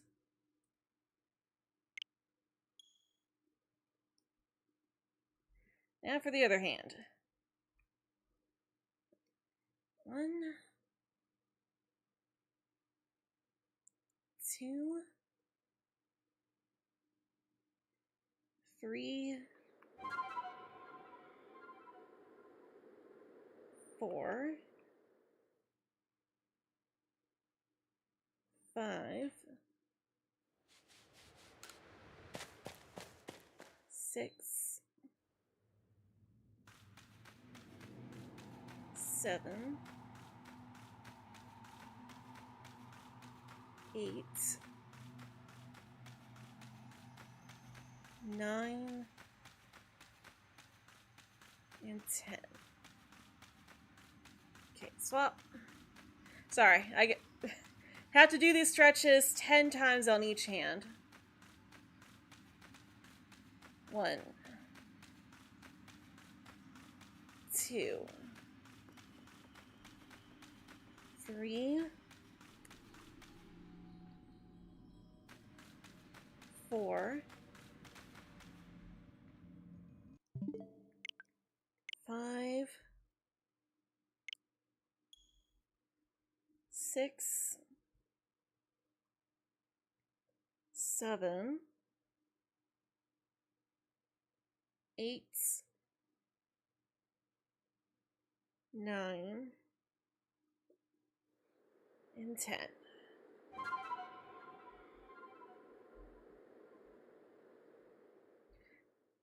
Once I finish, I can actually tell you guys what I'm doing too. 1, 2, 3, 4, 5, 6, 7, 8, 9, 10. 3, 4, 5, 6, 7, 8, 9, 10. Okay, so basically, I mentioned this at the start of stream too. I'm doing stretches to help with my gamer thumb, because that's the actual definition for what's been going on with my thumbs lately. And these stretches are supposed to help with loosening everything up, so I don't cause permanent irreparable damage to my ligaments.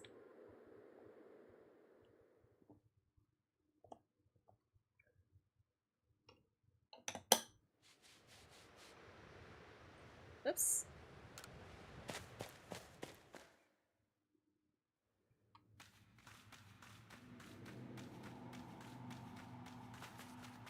Yeah, it's also why the camera work's been so weird lately, is because my gamer's thumb is mainly in my left hand. But so I'm using my right hand as much as I can. But that also causes strain on my right hand because it's also not used to doing all that work. So I'm trying to make sure that I'm taking care of my right hand while also giving my left hand as much of a break as I can.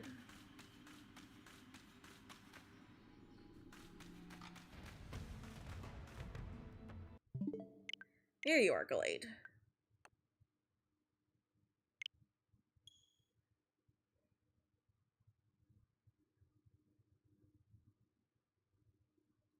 And there's one other stretch that I do need to do too, but that one takes like a full minute to do.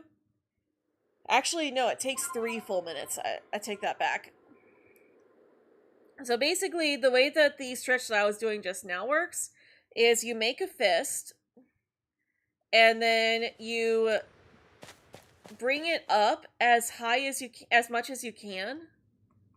With your your arm should be still, but you bend your wrist upward as much as you can go, and then you bend it down, and you keep doing that 10 times.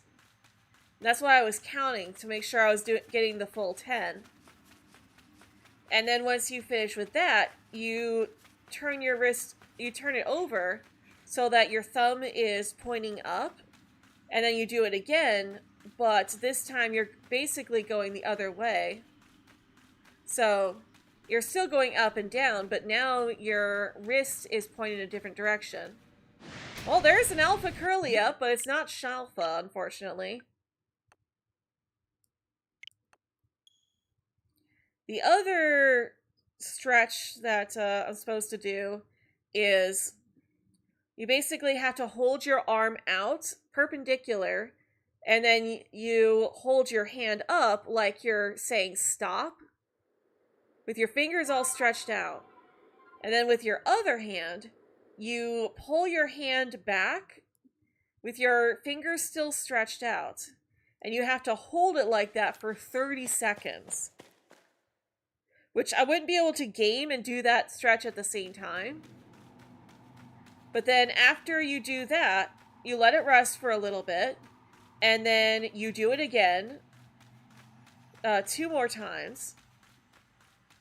And then once you've done that stretch 3 times, you you make your hand into a fist again, and then you hold it down with your other hand.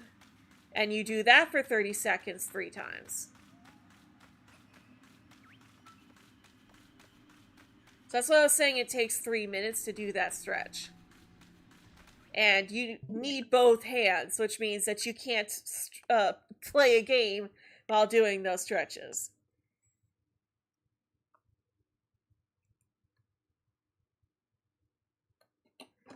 But those stretches are going to help with my gamer's thumb,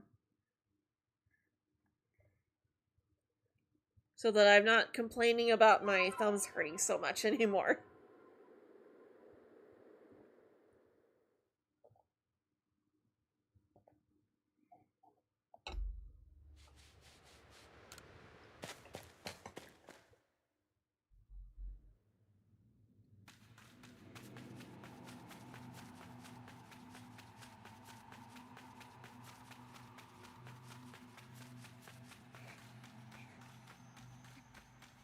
And I definitely feel it afterwards. But, like, that kind of means it's working. But it also means that it's necessary too.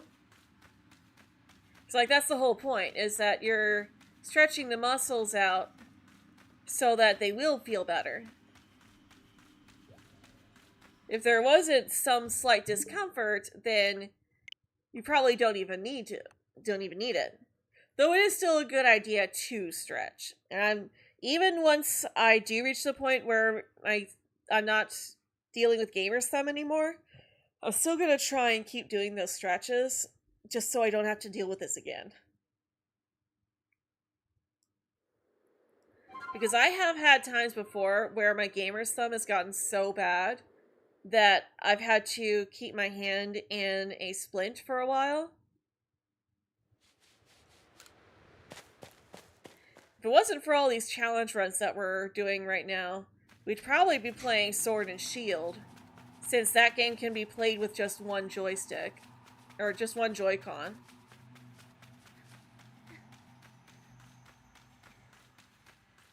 And I do wish that they would find a way to bring back casual controls. I know it's harder for them to do casual controls in these new 3D games, but, like, that was such a lifesaver for me.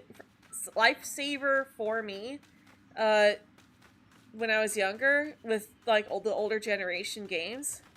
I can't begin to tell you how many times I was, like, walking home from school or walking to the store while playing a Pokemon game and using the casual controls, so L equals A, and then having a whole extra hand free to, like, check my phone or be carrying a drink or whatever.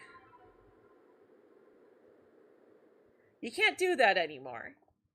The Switch is too heavy, and there's no casual controls.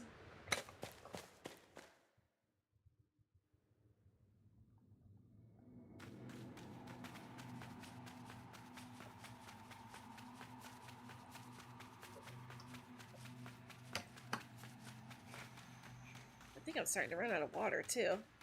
It's only 7 o'clock.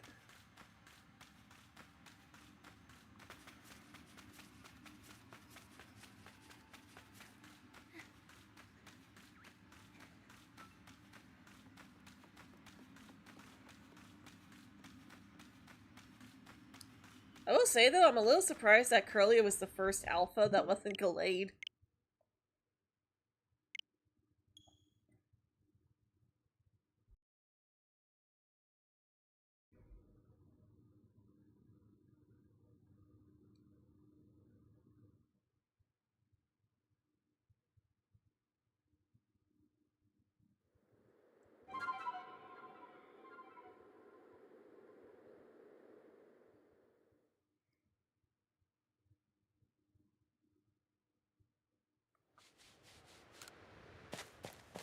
Alright, come on.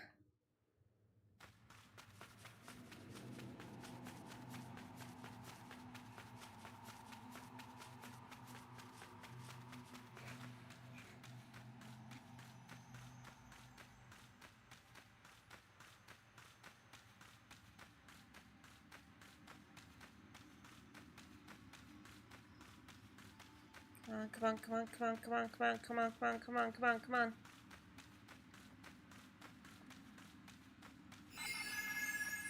Curlia, stop that.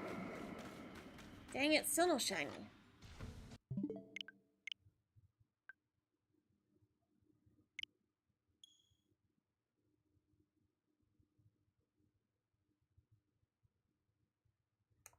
The very least, though, this is a lot easier.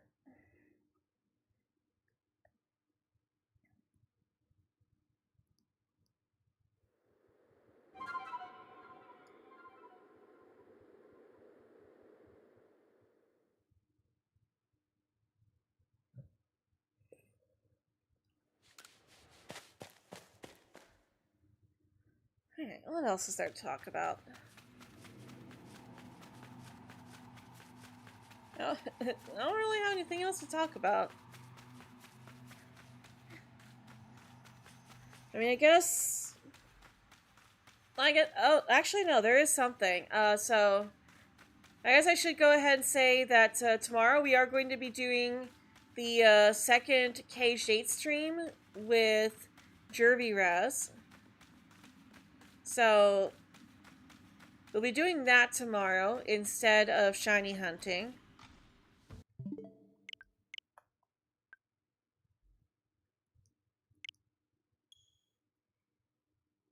Also got another hour of makeup hours tomorrow too. Though I'm only going for 1 hour tomorrow just because I've been kind of stressed out this week. Just a lot of really stupid people.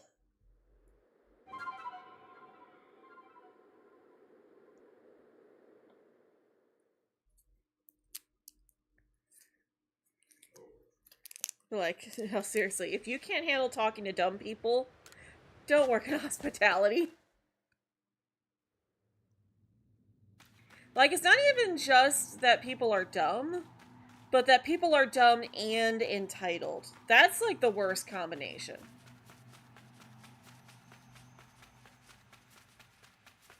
Though I am noticing that they do kind of go hand in hand. Being both stupid and entitled. I had this one lady the other day that was arguing with me because she wanted to book a room for a month, but we didn't have availability for a month. We had availability for a few days, and then you would have to leave for a day or two, then come back and you could be there for another couple days, and then you'd have to leave again because we were just overbooked during certain days.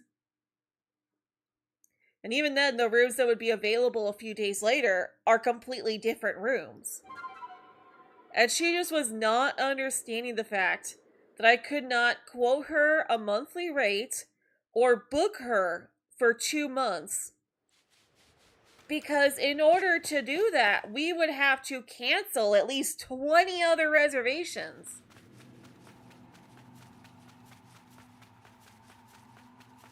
And she wouldn't understand it until I literally sat there and explained to her that we would have to cancel all these other reservations just to accommodate her one reservation. So I depending on Mega Victory Bill. He's a derpy guy. He's kind of fun, especially when you turn him upside down. He gets way derpier. Like, he's just a friendly guy.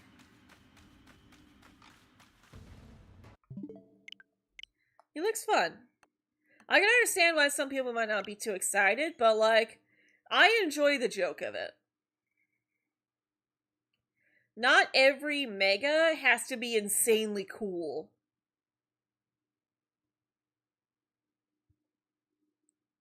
Sometimes it's nice to just have a mega that you can poke fun at.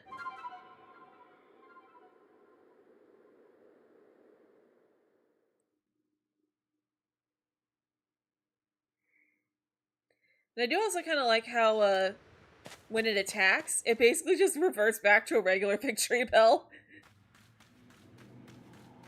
Because this mega is just, it's got so much acid that it can't contain it all.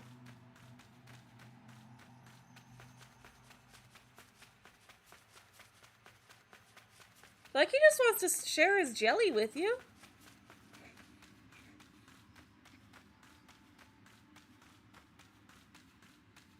Yeah, no, you turn him upside down and he looks like a character straight out of Mario.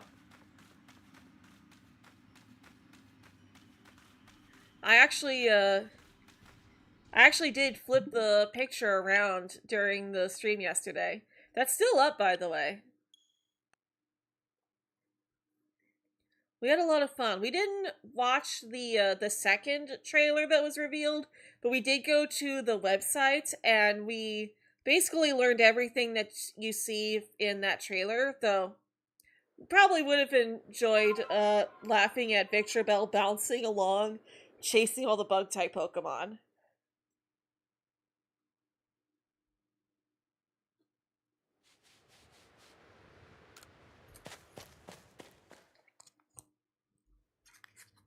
Yeah, I love how they presented it as like this super scary, viewer discretion advised horror flick, and then and then you start watching it, and it's just laughing your head off the entire time because it's silly. But there's nothing wrong with silly either. Sometimes it's nice to just sit around and have fun. So isn't that what we're here to do? To have fun?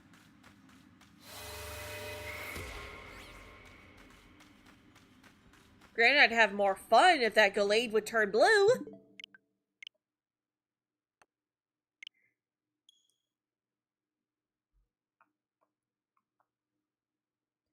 Would very much appreciate that Gallade turning blue.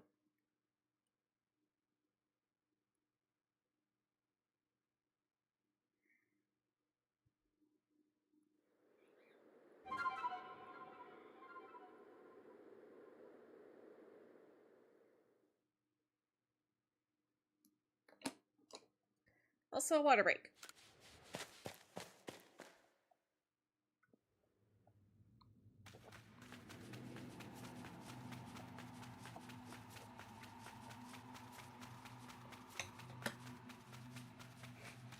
Oh yeah, also, some people have talked about this in videos already, but we have some hints towards what the start of the game is going to be like. I think it was mainly Austin John who did this, but he checked out some of the requests, and you can, or some of the quests that you can do, and like apparently you get to still view all of the quests that you've completed even after completing them, but you can do that in Legends Arceus as well. But there's a quest, like the very first quest is about a Munchlax that has stolen your satchel, and you have to go and, or not Munchlax, Pancham. A Pancham has stolen your satchel, and you have to go and find it. So that seems to be what's going to happen at the very start of the game. You arrive in Kalos, and then a Pancham comes along and steals your bag, and you've got to chase it down, probably running into Urbane and Tawny, and then, Urbane or Tawny, depending on your gender. And then they give you your starter Pokemon so that you can fight the Pancham to get your bag back. Also, he looked at his ZA rank during the Absol demo and noticed that he was already at rank V. So, Austin John is suspecting that it will be when we reach rank V in the ZA Battle Royale that we'll get that little mission where we follow Zygarde to the Rogue Mega. And that'll be when we unlock Mega Evolution and also the Wild Rogue Megas.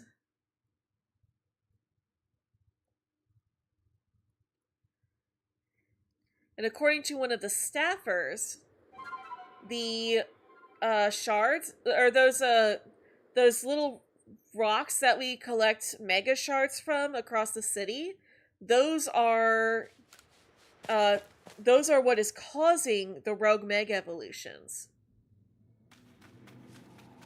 So it's basically imbuing the Pokemon with Mega Evolution energy, and that's what causes them to Mega Evolve, even though they don't have a trainer with a keystone to help them to Mega Evolve. And it seems like it's mainly going to be AZ and Emma that are helping us with the Mega stuff. So most likely, Team MZ is going to be focused on the ZA Battle Royale. And then working with Emma and AZ, that is going to be where we do all the megas and stuff. And then, of course, Mabel is going to help us with our Pokedex.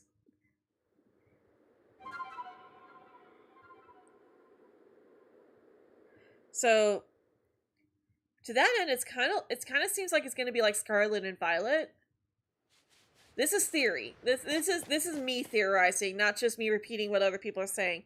But it kind of seems to me like it's going to be like Scarlet and Violet, where you have the 3 different paths, and you can focus on one path, but you have to complete all 3 in order to complete the game.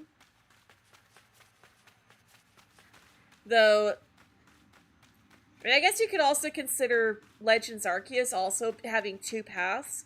There's the Noble path that you have to complete, but then there's also the Dex completion path. And it's only by completing both paths that you're able to experience the full game. So I have a feeling that we won't be able to officially beat the game until we have reached rank A in the ZA Royale and completed all of our missions with Emma, and then completed our Pokedex with Mabel.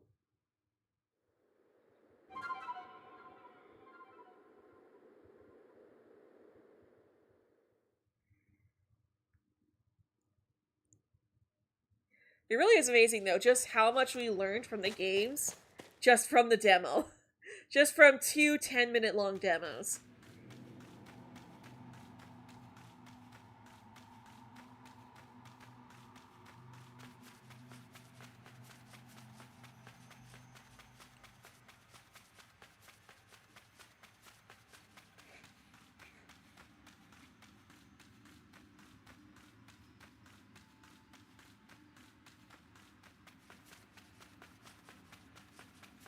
And I'm also looking forward to seeing how much more we're going to learn in this next couple months.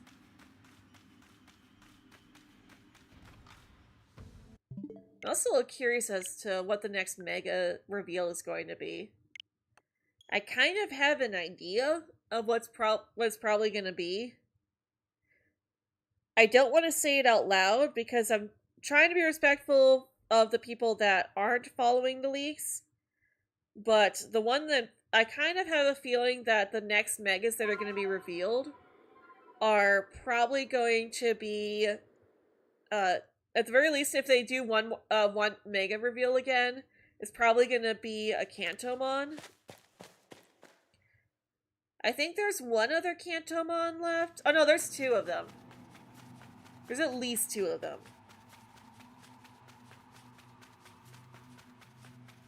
But there is a Kantomon that hasn't been around since Sword and Shield that was in the leaks.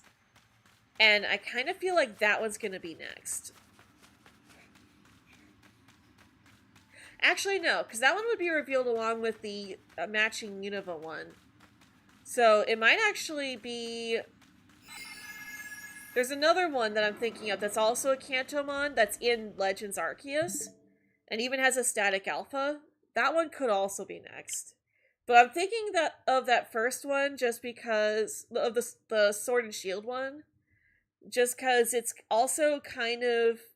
Its design description is also kind of meme material. Like Dragonite and Victreebel were. But I guess the other Kantomon is also described as like meme material as well. Though I do think it would be best if they revealed the Gen 7 or one of the Gen 5 megas. Just because they're like they sound a bit more cool. I think we had like 2 Gen 5 megas and then there's 1 Gen 7 mega. But those guys would actually raise a lot of hype. There's 1 Gen 7 and 1 Gen 8 mega. And I feel like releasing the Gen 7 or Gen 8 megas would be probably the next best move to make. just because those are gonna like really hype people up. Though the Gen 8 one is another goofy one, but it's still one that's like, okay, you can see the meme there. I'm sure there's still people that would complain though.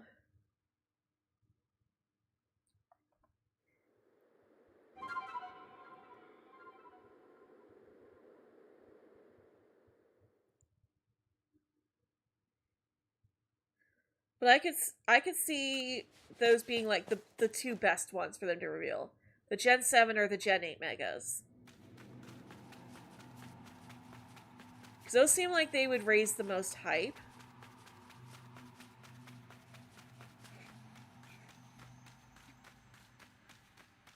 I have a feeling we're not going to see any Gen 6 Megas until probably next month.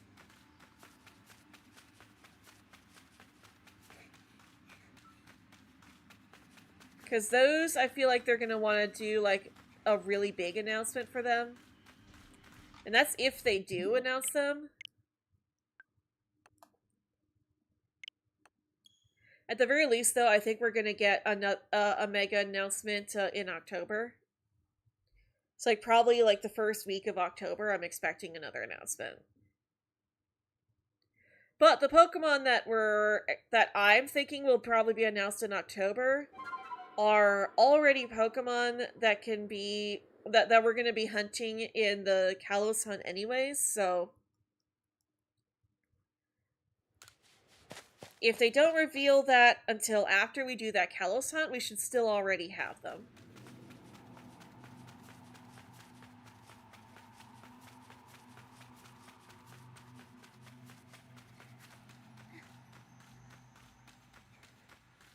But that is kind of the downside, though, is that we're not going to know for certain.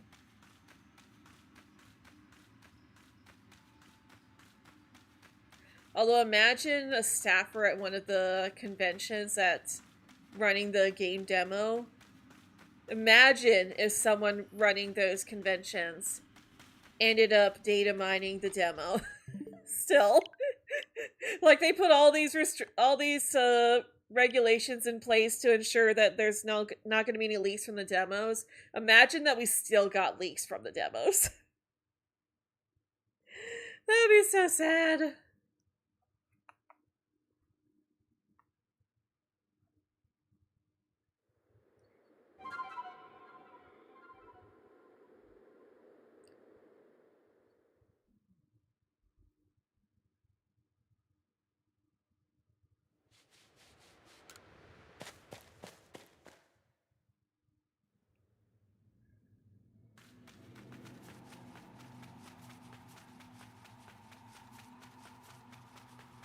I will say this though, one of the things that does sound really good, that I'm really glad they're bringing back in ZA, is it looks like we're gonna be able to choose when we evolve our Pokemon now, just like in Legends Arceus. So when a Pokemon is ready to evolve, it'll just tell you that it can evolve, and then you just press a button to make it evolve.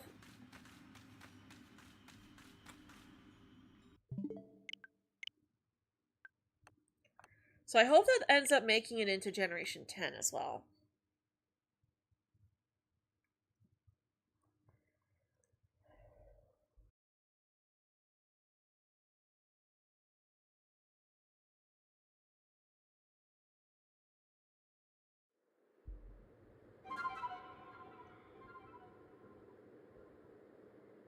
Oh my gosh, I think I'm starting to get tired from...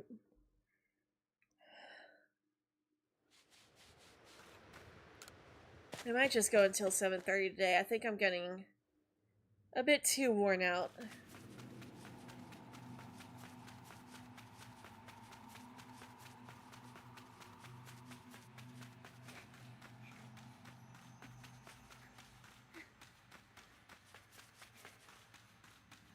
I had someone else to talk to, but I think I am starting to reach my limit. We'll go for another couple minutes until 7:30. 7:23 right now.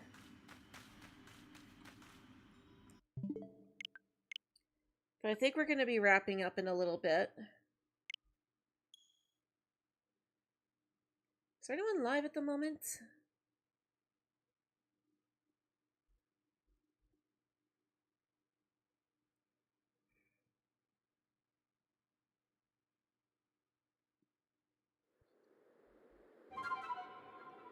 Where's that filter?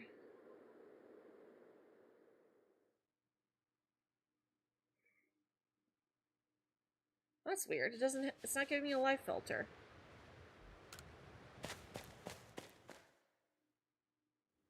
There it goes. That was weird.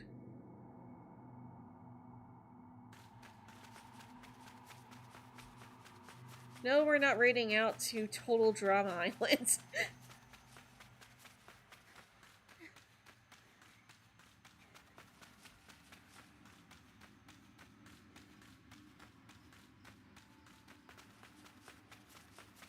And that one looks like a bot.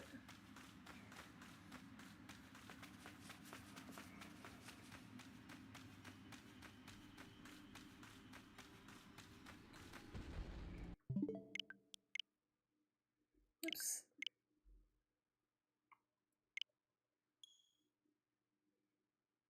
Yeah, it's definitely a bot.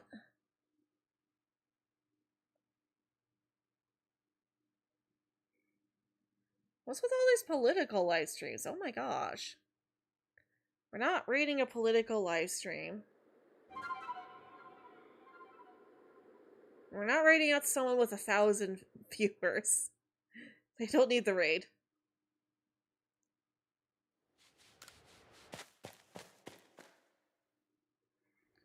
Could raid Gator.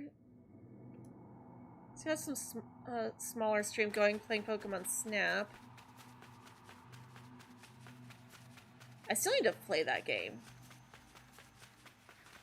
Like, I played a little bit, like 1 or 2 routes when that game first came out, and I haven't touched it since, and I do want to finish that game. I had so much fun playing the original Pokemon Snap. In fact, that might actually be another thing we could do at some point. Not right now. We're in the middle of ZA hype season, so it would definitely not be until after ZA hype season is over. But that might be something we could do eventually, is play the original N64 Pokemon Snap. That was a lot of fun.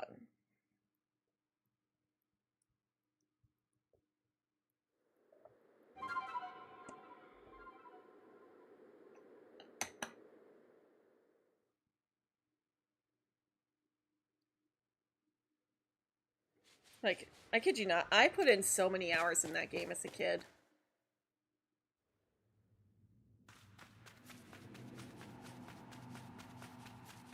I've actually completed it on my Switch 1. When they first released it for the Switch 1, for the Virtual Console, like, I immediately just played through the game, was like, okay, reliving my childhood here.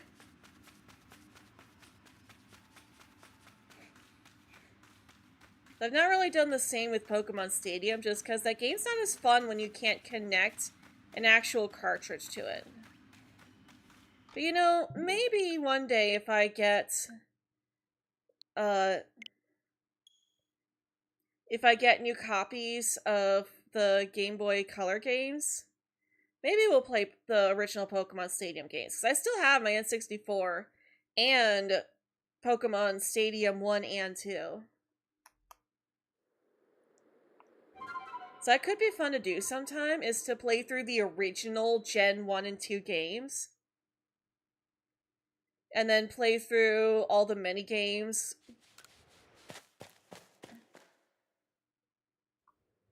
It's too bad they never made it so that you could play, like, online with other people, though. That would have been even more special.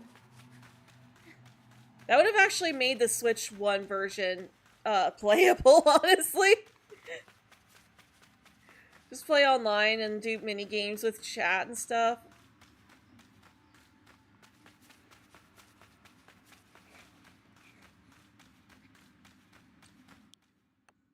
Oh, I did not mean to press that. No Galate. Okay. We're going to do one more reset, and then we're going to call it.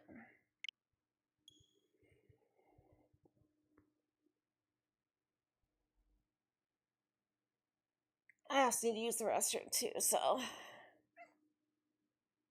What?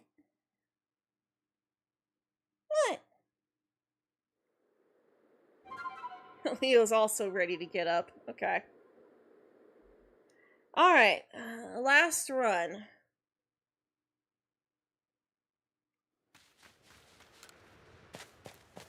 Oh, Leo, mine. I don't know what you're doing. Other than making me have to go even more. I guess you just want attention.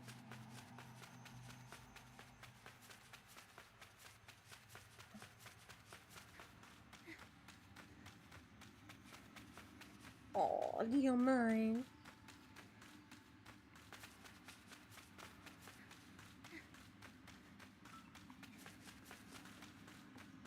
So far, it's nil.